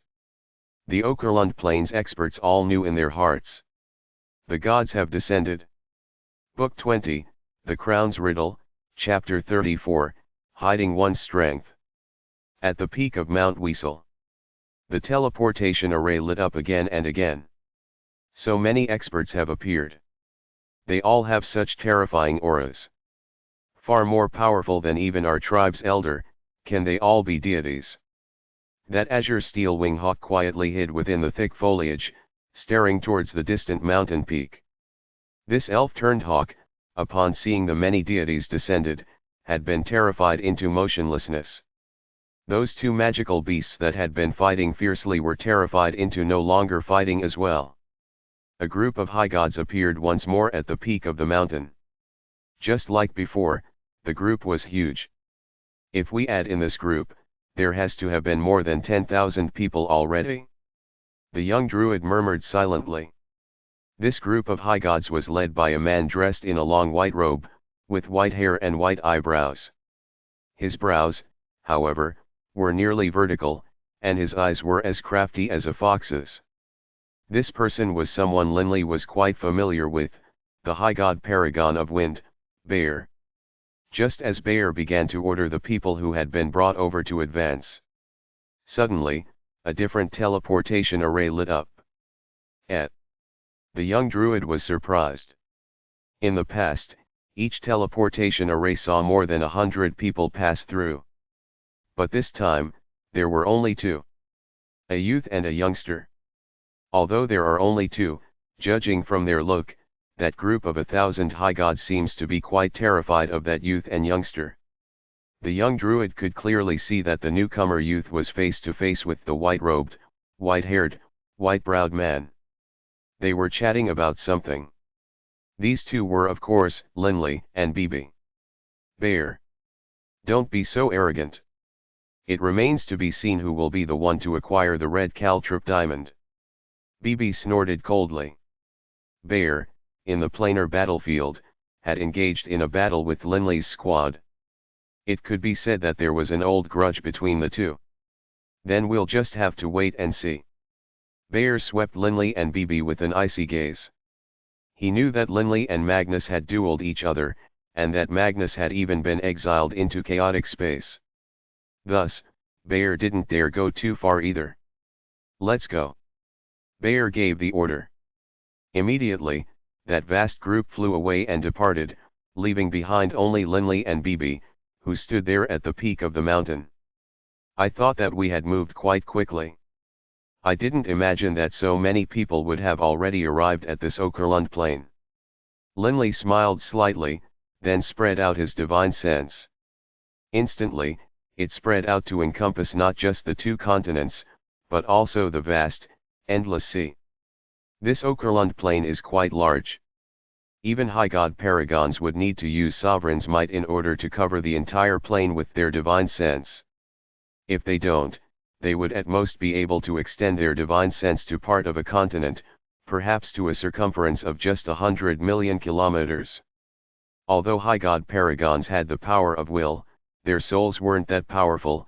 If they simply relied on their own spiritual strength, the amount of area their divine sense could cover wasn't that large. In the planar battlefield, if high god paragons relied on their own spiritual energy, the area their divine sense could cover was very small. Only by relying on sovereign's might were they able to extend it to 8,000 kilometers. When Linley used sovereign's might, he could extend his divine sense to 36,000 kilometers. But if he relied on his own spiritual energy, he could stretch to 512 kilometers. In a material plane, Linley could control his spiritual energy to cover an entire plane. "Boss, did you find the red caltrip diamond?" BB asked. Linley began to frown. "Huh. Strange. What is it?" BB was a bit worried. "The entire Okerlund plain has more than 10,000 high gods already. Bayer, Dunnington, quite a few paragons have arrived as well. But there are only 2 gods. Clearly, they aren't Brody." Linley was completely puzzled. "In addition, I haven't located the red caltrip diamond despite searching the entire plane. It might be hidden within an interspatial ring, making it impossible for me to find it. Even sovereigns wouldn't be able to locate items that were hidden in interspatial rings. Boss, Brody's not here, and the red caltrip diamond isn't here either. Could it be that Brody has already left the Okerlund plain?" BB said, worried. "Could it be that he just passed through here, so as to deceive his trackers?" Linley frowned. "This is a possibility. If we want to investigate as to what happened after Brody arrived, the easiest way is to ask the planar overseer." Linley swept the nearby courtyard atop the mountain with his gaze. "Now where did the planar overseer go? Could it be that the planar overseer was already captured by others?" BB asked hurriedly. "Planar overseers generally aren't that strong. Most are gods, while a few are high gods." Linley's divine sense encompassed the entire Okerlund plain. After his soul mutation, the strength of his spiritual energy far surpassed that of others using sovereign's might, especially given that he had a will that was even stronger than that of paragons. These other paragons weren't able to detect Linley spreading his divine sense out at all. It was much like how Linley wouldn't be able to detect it when sovereigns spread out their divine sense. The Okerlund plain, amongst deities, aside from a number of demigods and 2 gods, everyone else is a high god. Linley frowned. As he saw it, the planar overseer should be one of the gods or high gods. Those 2 gods, one is female, and her appearance is similar to many sculptures that are located throughout that continent. It seems as though she is that radiant goddess whom they worship. As for that beastman, he looks like the beast god carvings that exist in the other continent. Linley understood that these 2 shouldn't be planar overseers. In the material planes, there were some churches that didn't wholly worship any sovereigns. For example, in the Yulon plane, there were those who worshipped the war god, O'Brien. In the Barak Empire, there were many who worshipped Linley. Anyone who became a deity would be able to use and enjoy the power of faith. The power of faith would improve one's soul, and generally speaking, when training, one would be able to train much more quickly. For example, when meditating on the profound mysteries, if one had a great reserve of faith energy, many profound mysteries that were originally very hard to understand might suddenly become clearer and more relatable. But of course, faith energy was still an outside source of help. In training, one's own strength was still the most important. For example, although many sovereigns enjoyed the benefits of almost unlimited amounts of faith energy, in terms of the profound mysteries, they might spend countless years yet still be unable to become paragons. Boss, that planar overseer might be a high god. BB said. That's possible. Linley said with a frown. But I'm worried about something. Worried about what? BB asked, puzzled. I'm worried that the first people who arrived took away the planar overseer, acquired some important information from him, and then, to ensure the others wouldn't gain that information, kill the planar overseer. Linley had a hint of worry in his brows. He had already come at maximum speed. But the others had been even faster. How could those people have moved so quickly? Boss, your speed far surpasses the speed of most paragons. BB mumbled. Most likely, those paragons were brought by the sovereigns directly to the teleportation arrays. I'm fast, but I'm far from being as fast as a sovereign. As for those groups of high gods, they are probably high gods who were drawn from the armies stationed around the teleportation arrays. Linley was just guessing, but he felt quite certain about his guess. And in reality, it really was as Linley suspected. Sovereigns cared deeply about the Overgod talismans. Thus, it would be normal for them to bring a paragon with them in making haste to the teleportation array. Rumble, the teleportation array lit up once more. Linley glanced at it, frowning. There really are quite a few people here. BB, let's leave. A surge of wind-type divine power swirled around Linley and BB. The two transformed into green blurs, instantly disappearing into the horizon. Linley, the other deities, and the paragons, none of them noticed that not too far away, amidst the trees, there was that azure steel wing hawk. As they saw it, that was just a magical beast. They wouldn't even glance at it. Wow, what sort of speed is this? Although that group of people was fast, I could at least still see them move. But those two, the azure steel wing hawk was completely stunned. More than 10,000 high gods had descended. Their awe-inspiring presence as they flew through the air completely terrified the saint-level experts of the Okerlund plain. Soon, the news regarding the descent of the gods quickly spread out. The Radiant Temple was the first to receive this news, and the Radiant Goddess personally ordered that the forces of the Radiant Temple were to pay attention to their behavior, and that they weren't to offend these mysterious figures. As for the Radiant Goddess herself, she saw that vast group of experts as well. Good heavens! She was a god. In a material plane, she was invincible. But every single one of those 1,000+ individuals were more powerful than her. Any one of them could annihilate the Radiant Church.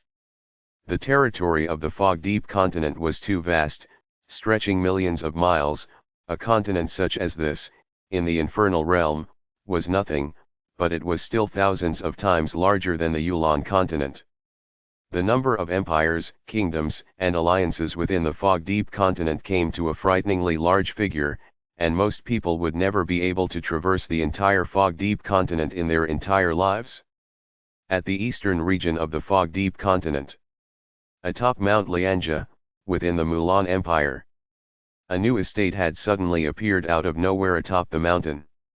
Quite a few of the more intelligent people who lived around Mount Lianja immediately understood that perhaps even saints wouldn't be able to suddenly create a new estate atop the mountain. Immediately, quite a few people began to climb up Mount Lianja, wanting to go meet the mysterious expert within the estate. They hoped to take this person on as their master. If they could be guided by an expert, their futures would change.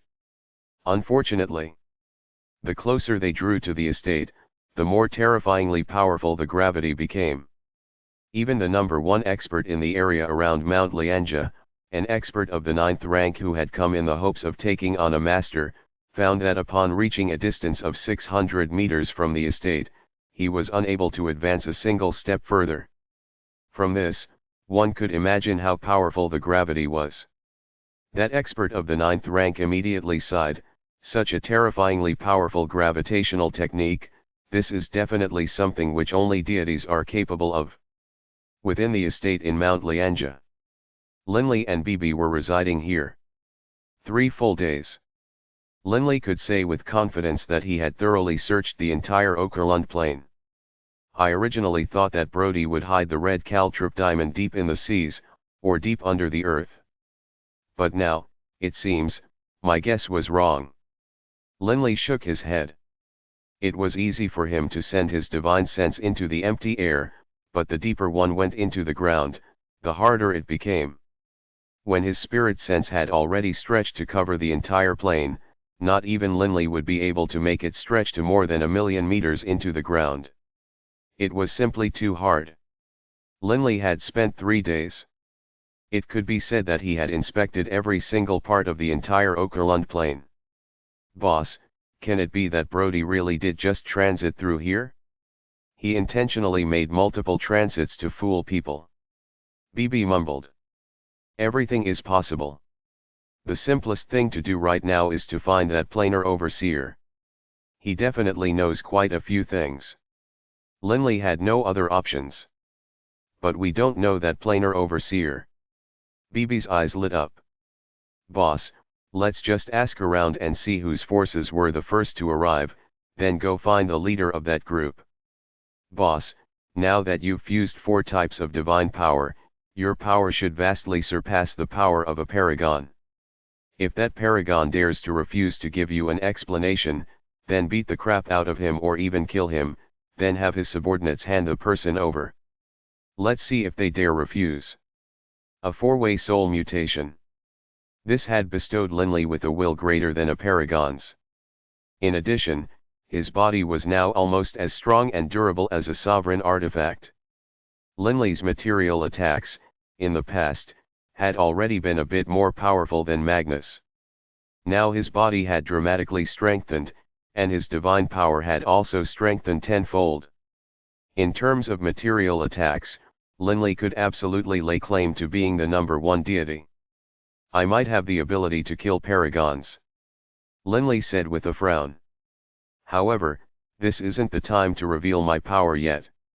If I were to pressure them with raw force and make it so that the paragons of the Okerlund plain were aware of my power, those paragons would probably join forces against me out of fear.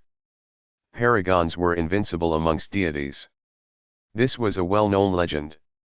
But in the face of a never-before-seen 4-way soul mutate, this legend regarding paragons had been shattered. If the paragons knew how powerful Linley was, and that they wouldn't be able to fight him one-on-one, they would definitely form an alliance to block Linley. By then, the difficulty level for acquiring the red caltrip diamond would rise greatly. The largest tree in the forest would attract the most wind. This was a principle which Linley understood. Right now, what I need to do is continue to pretend that I am a paragon. I can't reveal too much power. Linley laughed calmly. Once the red caltrip diamond appears, I can show my power. By then, I would have already acquired the red caltrip diamond. It would be too late for them. I imagine, I'm not the only one searching for that planar overseer. The other paragons are searching as well. Boss, are you saying? Bibi understood. Join forces. Join forces with the other paragons and force the paragon who captured the planar overseer to hand him over and give us his information. Linley's divine sense was continually scanning the Okerlund plain, and he immediately reached out directly into the mind of Dunnington. And Dunnington is the best person for me to join forces with. Book 20, The Crown's Riddle, Chapter 35, Coercion. The Okerlund Plain. Fog-deep continent's eastern regions. Within the Wildfang Mountains. Dunnington's forces from the Infernal Realm were stationed here. Deep within the Wildfang Mountains, multiple palaces suddenly appeared overnight. Deep within one of the palaces, within a dark, gloomy hall that was lit up by flickering green firelight, there was a single person seated quietly. At this moment, someone walked into the main hall. "Milord." I've already led those 500 high gods to do a thorough search of the entire beast god continent. We didn't find even a trace of the red caltrop diamond though. A muscular, tall, cyan-haired man dressed in a tunic spoke resignedly. As he spoke, he had a sour grimace on his face. The fog-deep continent, I used up Sovereign's might and even searched underground, but found nothing. Dunnington, covered in a dark green robe, had an unpleasant look on his face. Neither of these two continents holds it. How about this? You lead that group to the seas to continue searching carefully. Don't just search deep in watery regions of the seas, even the mud and earth of the seabed needs to be searched thoroughly, until you reach the ends of the plain. Yes, milord. The cyan-haired man nodded, but by the looks of it, he was still acting in a fairly casual way before Dunnington. Milord, we don't have that many forces. As I see it, quite a few people have already come, and the other forces have already covered the entire Okerlund plain. When you agreed to help the chief sovereign of destruction, when you brought us over, you should have brought some more soldiers. The cyan-haired man said, worried. You worry about your matters. You don't need to worry about these affairs. Dunnington frowned. Yes. The cyan-haired man, seeing that Dunnington was unhappy, immediately left, not daring to say anything else. Dunnington sat there quietly, but he was quite frustrated as well. Upon arriving in the Okerlund plain, he knew that the situation was terrible. Because there were simply too many paragons who had come on this trip. How few paragons did the countless planes of the universe hold? And yet, including Dunnington, 9 had come to the Okerlund plain. Although there were 20 or 30 people suspected of being paragons. Quite a few were hidden in remote areas or even hidden within material planes. Not even sovereigns were able to locate those paragons. Normally, it would be very rare for 2 paragons to meet each other. 3 paragons being in one place was virtually inconceivable. 9 paragons, it was only because so many sovereigns were all interested in this matter, that so many paragons had appeared in one place. With so many paragons, once the red caltrop diamond appears, how could it be easy to acquire? Dunnington secretly shook his head. Dunnington. A voice suddenly rang out in his mind.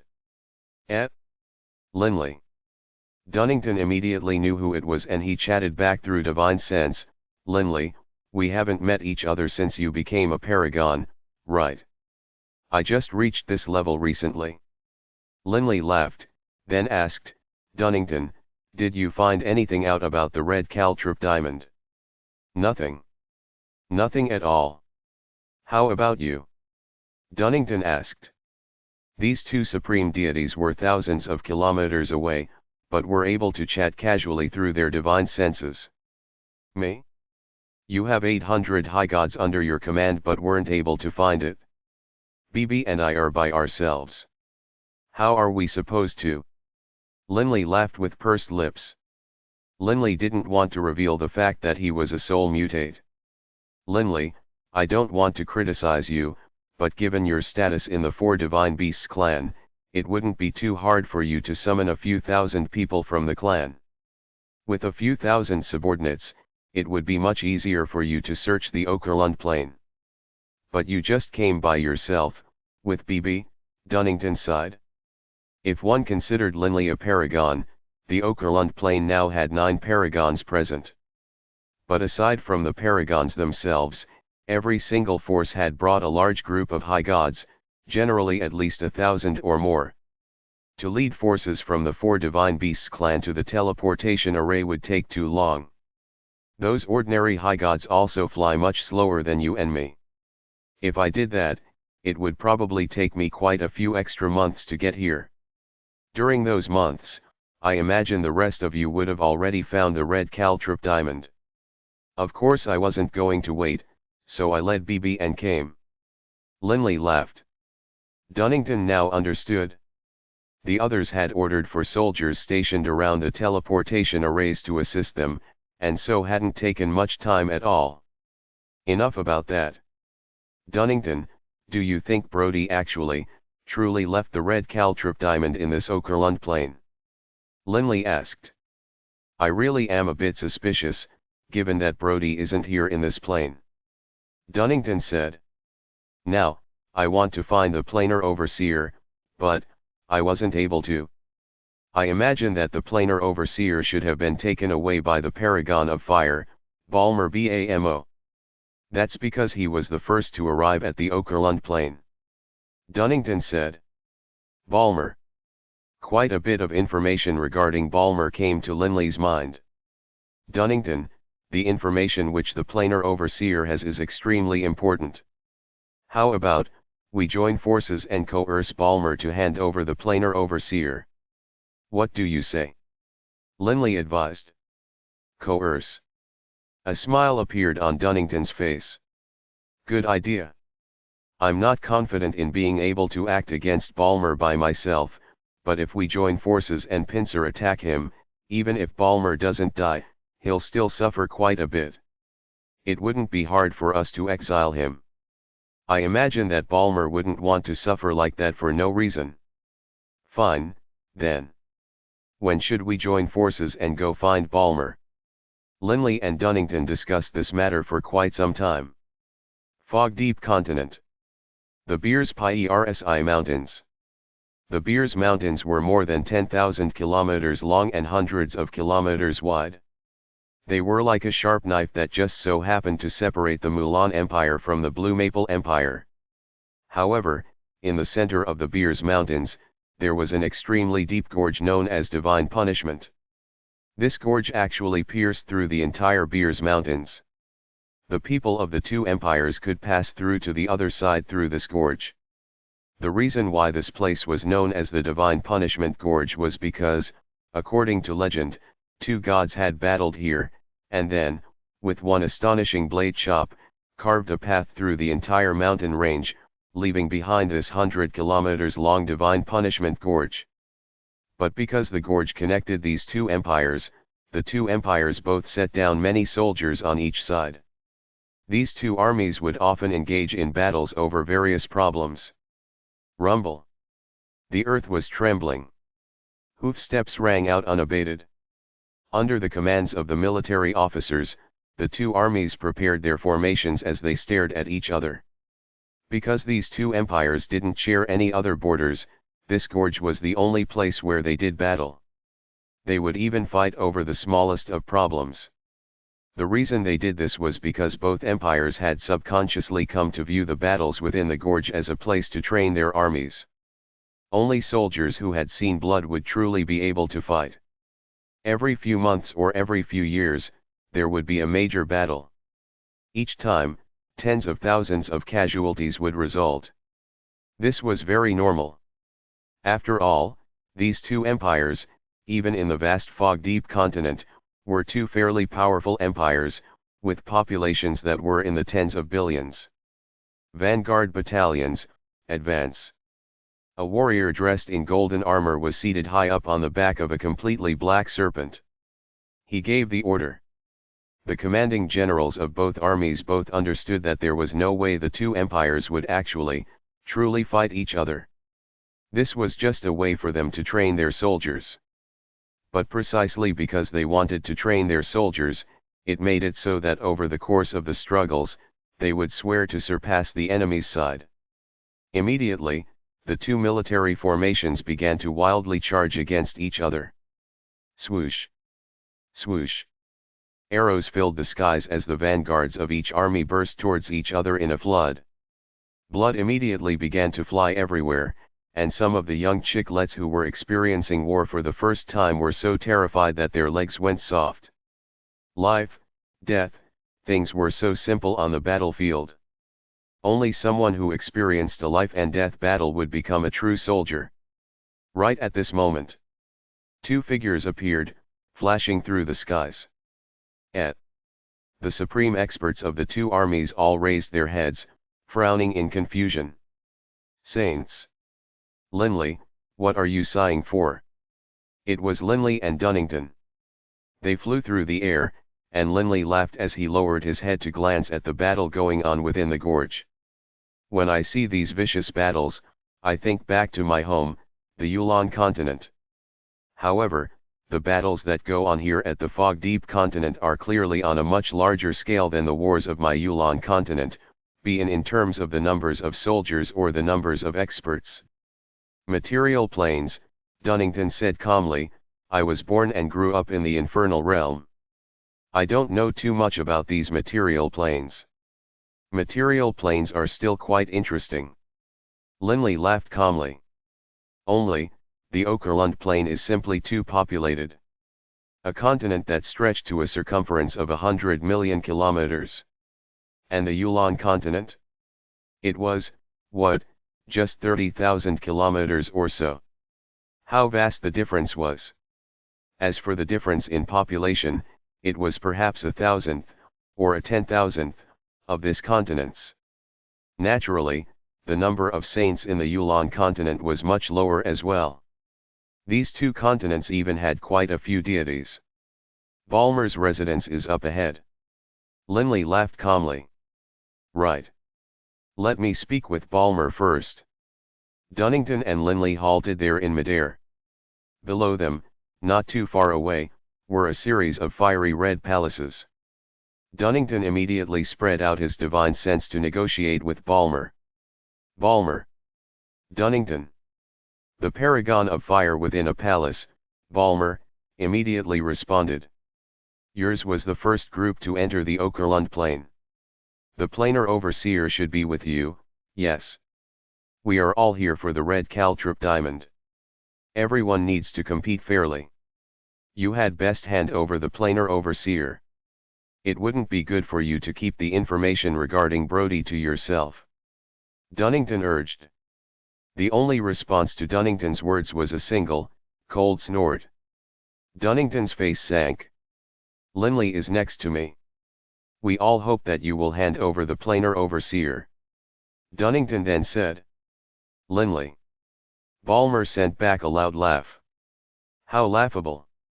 You aren't able to find the planar overseer, so you come searching for me? Let me tell you this, when I arrived at the Okerlund plane, I didn't see the planar overseer anywhere. Most likely, the planar overseer is somewhere else in the Okerlund plane. The wind howled in the air above the Beers Mountains. Two figures stood tall amidst the wind. Dunnington gave Linley a glance. He refuses to admit it. Linley laughed calmly. Right. Dunnington laughed as well. I thought Balmer was quite astute, but it seems, Linley laughed, and Dunnington laughed as well. The two had planned this out long ago. If words wouldn't work, then they would move to actions. Watch this. Linley stretched his hand out, and a black sword appeared within it. With but a thought, he made it turn translucent. Break. Linley stared coldly downwards, then launched a sword attack. A terrifying, enormous azure sword light howled downwards, and the space below twisted, then tore apart like paper. The space and stones below were transformed into nothingness, and the high gods within the palaces all fled in every direction in terror. It was a spatial tempest. What would have been a terrifying sword blow in the infernal realm had transformed into a terrifying spatial tempest here in a material plane. Only a long time later did space return to normal. But the mountains below Linley had completely vanished. The only thing remaining was a fathomlessly deep gorge. Countless figures flew into the skies, with the leader being a cyan-robed, fiery-haired man. His eyes were filled with rage, and he stared angrily at the distant Linley and Dunnington. Linley, why did you destroy my estate for no reason? Dunnington just began to laugh. Why? Don't you know? Stop playing dumb. Linley laughed calmly. Although there were more than 1,000 high gods hovering there in the air, they didn't dare to interfere. They just quietly watched as the scene unfolded. After all, it was three paragons speaking. Any of the three could effortlessly butcher them all. Hand over the planar overseer. Linley said. Otherwise, well. You know. Dunnington continued. Balmer's face was red, and a fiery light flickered in his eyes. "I told you. The planar overseer isn't here." Balmer shouted angrily. "More lies." Dunnington shook his head and sighed. "Linley, looks like we have no other options." "We really don't."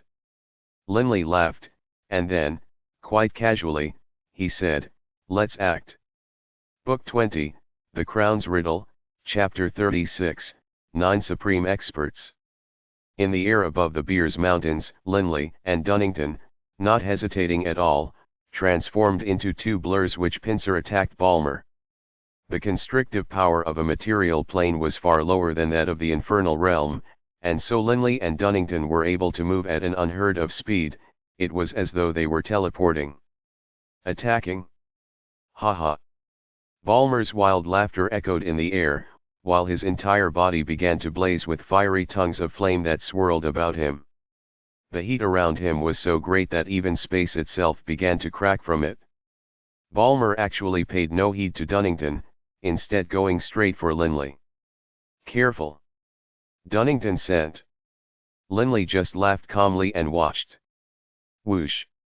Balmer transformed into a streak of fire, passing directly through Linley's body, then resolidifying into Balmer's appearance behind Linley.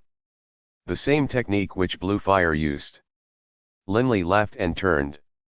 How could it be that he didn't react at all? Balmer was shocked. Paragons who trained in the laws of fire definitely had the most powerful attacks. Their material attacks and soul attacks were both tremendously strong. A soul attack? Too weak. Linley laughed as he looked at Balmer. In terms of soul strength, how could Balmer compare to a soul mutate like Linley? And Linley had a soul-protecting sovereign artifact. My turn. Linley suddenly moved.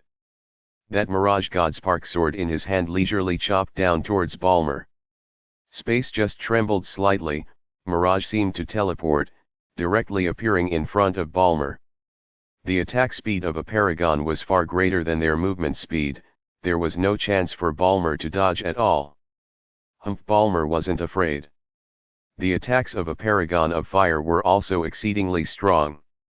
With a flip of his hand, he revealed a fiery red greatsword. Clang! The fiery greatsword and Mirage suddenly clashed. What great power! Linley felt his hand tremble, but that was just the flesh in his palm. The remaining strength was dispersed. After fusing with 4 types of divine power and having his body transformed, Linley's body was now simply too powerful.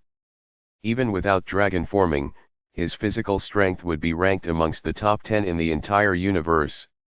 Having a defensive sovereign artifact and having a body that was akin to a sovereign artifact, these were two completely different things. Having a defensive sovereign artifact just meant that one's defense would be strong. It didn't mean one would increase in physical power. But for someone whose body was akin to a sovereign artifact, that person's brute strength alone would be terrifyingly great. For example, Beirut or Hammers, their bodies were simply too powerful. They had too much brute strength. Even without having reached the level of Paragon, their material attacks were comparable to those of Paragons. As for Linley, his brute strength was no lower than Beirut or Hammers. In addition, he had the power of will. This made it so that, in this clash, Linley's palm just trembled slightly, while Balmer's entire body was knocked flying backwards. Bang! Balmer's body slammed hard against the mountain rocks, and the counterforce of their collision was transmitted to the mountain. A power that was capable of making a high god paragon be knocked back that far, how could the mountains of a material plane withstand it? Rumble! A layer of rocks transformed into sand, and then a powerful tremor swept through the mountainous rocks like an ocean wave, transforming them into sand. It was like a ripple that swept out to a distance of hundreds of kilometers. It even swept through the air, from one mountain to another mountain. All of the mountain peaks within hundreds of kilometers seemed to have been sliced through by an enormous greatsword that was hundreds of kilometers long. It was extremely flat and equally distributed. Divine Punishment Gorge was only a 10 or so kilometers away from Linley's battle. Naturally, it was within that region. The hundreds of thousands of warriors within the gorge only felt the entire space tremble violently, and then rustle. The upper halves of the mountain peaks above each side of the gorge were completely transformed into sand, and then with a rustling sound, the sand began to flow downwards. Retreat, quick, retreat. These soldiers all began to bellow. Countless amounts of sand flowed downwards. If they were to be buried under this avalanche of sand, even the most powerful of warriors would suffocate to death. Moments later, an enormous sand pile that was hundreds of meters high appeared within the gorge. Good heavens! A sand dune that is the size of a small mountain. Anyone trapped in it would definitely die. Fortunately, I managed to flee fast enough. Quite a few warriors stared at the mountain of sand and felt a surge of fear.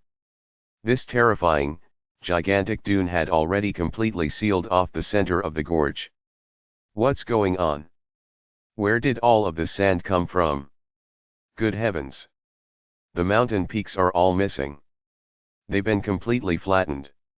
It is as though an invincible celestial divinity used a blade to completely flatten the mountains nearby. Those mountain peaks were still standing just moments ago. Where did they disappear to? Many of the soldiers raised their heads to stare, completely stupefied. The high-level military officials and powerful experts of each side were also stunned. A miracle. Quite a few people stared with wide eyes. At this moment, the two armies had no desire to keep fighting at all. They were too stunned by this miracle. Actually, even if they wanted to fight, there was no way to. That sand dune was hundreds of meters high, and it completely blocked off both sides. Let's go up and take a look. Quite a few people in both armies were mounted on flying magical beasts, and they rose into the skies. There were also some magi, and even a few rare saints who were able to rely on their own power to fly into the skies. They all wanted to see what had happened, exactly. So many saint-level experts. Quite a few people stared, stupefied, at the thronging mass of high gods hovering in the air. Swish! A figure suddenly shot over, and then smashed hard against the rocky walls of a large gorge. Rumble, the entire gorge seemed to tremble, and then a layer of stone that was more than 10 meters thick was transformed into sand and flowed downwards. The fiery figure that had slammed into the gorge once more flew into the air. Linley, I told you, I didn't catch the planar overseer. The fiery red figure began to bellow. The soldiers below frantically tried to dodge and hide. Fortunately, this time, the sand that fell down was only a few meters thick, and so the soldiers were able to save themselves. Quite a few warriors emerged from the sand, raising their heads to stare at the fiery figure. What sort of people are they? A collision was enough to cause a scene of such devastation? You'd rather die than admit it? A voice echoed in the skies. Gods, celestial divinities. Those soldiers took the speakers to be celestial divinities. These soldiers had no idea what came after saints. As they saw it, gods and celestial divinities were essentially the same thing. Right at this moment, two figures appeared above the gorge, staring at the fiery figure. Linley, your material attacks truly are terrifying. Dunnington sighed in amazement. My Azure Dragon clan has always specialized in strengthening the body, and so my body was strong to begin with. Now that I have the power of will and have mastered the profound mysteries, of course I'm a bit stronger than most paragons in terms of material attacks. Linley smiled. A bit stronger. The nearby paragon of fire, Balmer, felt bitterness in his heart. That wasn't a bit stronger, it was significantly stronger. This was abusive. Fortunately, although I'm not able to completely defend against this sort of attack, it won't kill me either. Balmer still felt some confidence. What Balmer didn't realize, was that the power which Linley had just revealed, despite vastly outstripping Balmer's own, was just a small part of Linley's true power. Linley's true killing technique, the four-way fused divine power, had yet to be used. If he had used fused divine power, his attack power would increase tenfold. Tenfold? What sort of a concept was that? It would be completely lopsided. Balmer looked downwards at the stupefied commoners. He couldn't help but feel angry that these ordinary mortals had seen him lose face like this, which made him both enraged and embarrassed. A group of ants. Balmer waved his hand, and instantly, a surge of fiery energy swept out, completely covering the skies and forming into an uninterrupted sea of flame above the gorge. This sea of flame was hundreds of kilometers long. It covered the entire gorge, rendering it so that those below weren't able to see anything going on above. As for within the gorge, in the future, it would be referred to by the denizens of the Okerlund Plain as the Apocalypse Flame Gorge. The flames which Balmer had casually created, were flames which even high gods wouldn't dare touch. Linley, Dunnington, it's completely impossible for the two of you to kill me. Balmer said angrily. I told you, the planar overseer isn't here. Haha, Balmer, stop denying it. With this voice, a figure suddenly appeared. Balmer, your material attacks are far weaker than Linley's. Yet another figure appeared. You. Balmer frowned. Two more paragons had arrived. Balmer stretched out his divine sense, and upon doing so, he frowned. It wasn't actually just two more paragons who had arrived, the other paragons were hastening over here as well. Balmer had a very ugly look on his face. Balmer, don't deny having the planar overseer. Just hand him over. This speaker's entire body was covered with an earthen yellow light. His muscles bulged, and his blue veins were like branches that twined about throughout his terrifyingly muscular 4-meter-tall figure. Alas, if you insist on just denying it, you'll just suffer more.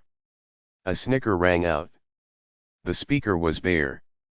In but a twinkling, all of the other paragons had arrived as well. Haha, I ended up being the last one. A shadow flashed forward, the latecomer was the paragon of light, Clementine. Including Linley, there were 8 people present. These 8 all stared at Balmer. Humph. You all came. Balmer had a gloomy look on his face, and he snorted angrily, I told you. The planar overseer isn't here. The unending flames blazed above the gorge, and above the flames, 9 supreme deities stood there, 8 surrounding one. Balmer was definitely in a weak position. Balmer won't admit it. Dunnington, it's up to you. The paragon of light, Clementine, pursed his lips and laughed. Dunnington winked at Balmer. Balmer, can it be, that you are going to force me to hypnotize and control one of your high gods? Balmer's face instantly changed. He finally realized what his flaw was. It was extremely hard to use hypnosis to control a high god, but Dunnington was capable of it. Soul seed, hypnosis, creating soul shards, these all belong to the edicts of death. If one didn't train in the edicts of death, and instead trained in fire or water, even if one became a paragon, one would be unable to use soul seeds and hypnosis, or create soul shards from scraping away someone's soul. Every area had its own specialties. If one didn't train in the edicts of death, no matter how powerful one was, one wouldn't be able to use hypnosis. The planar overseer truly isn't here. Balmer said. The looks on the faces of the 8 experts, Linley included, sank. Clearly, they felt that Balmer really didn't know what was good for him. He's dead. I killed him. Balmer then said. The eyes of the 8 experts lit up. Balmer chuckled, I'm now the only person that knows about Brody. However, since you've decided to go this far in forcing me, I can't make it so that you did this all for nothing. I'll tell you. After all, even if you know, it won't be of much use. You aren't the one to decide if this information is useful or not. Bayer narrowed his vertical eyebrows as he said coldly. Balmer continued, Brody did indeed come to the Okerlund Plain, but just 1 year later, he took his wife and left the Okerlund plane. He went to the life realm. However, when Brody left the Okerlund plane, he once said something to the planar overseer. The 8 experts all stared at Balmer. Brody said, Mr. Ben, if many deities descend upon this place in search of something called a red caltrop diamond, please tell these deities something for me. Tell them that the red caltrop diamond is right here in the Okerlund plane. However, if they want to find it, it will depend on how lucky they are, haha. Balmer finished speaking, then snickered coldly as he looked at everyone. The 8 experts all began to ponder. Everyone sensed quite clearly that Brody's words contained a hint of mockery within them. Everyone, you tell me, is the red caltrop diamond in the Okerlund plane? Balmer laughed coldly. That's what Brody had claimed. But the truth? That was unclear. There were 2 possibilities. The first was that the red caltrop diamond was truly in the Okerlund plane, only, it was hidden too well, so it was very hard to find. The second was that it left alongside Brody as he went to another plane. Haha, think about it at your leisure. Whether you decide to give up and go back or decide to keep searching is up to you. I've already given you this information. Laughing, Balmer flew away. As he did so, Balmer gave Linley a sidelong glance. Just now, when he had been fighting Linley, he had been at an absolute disadvantage. It seems as though Linley wasn't just lucky when he exiled Magnus into chaotic space. Just now, he wasn't even in dragon form. Balmer, in his heart, began to feel a hint of dread towards Linley.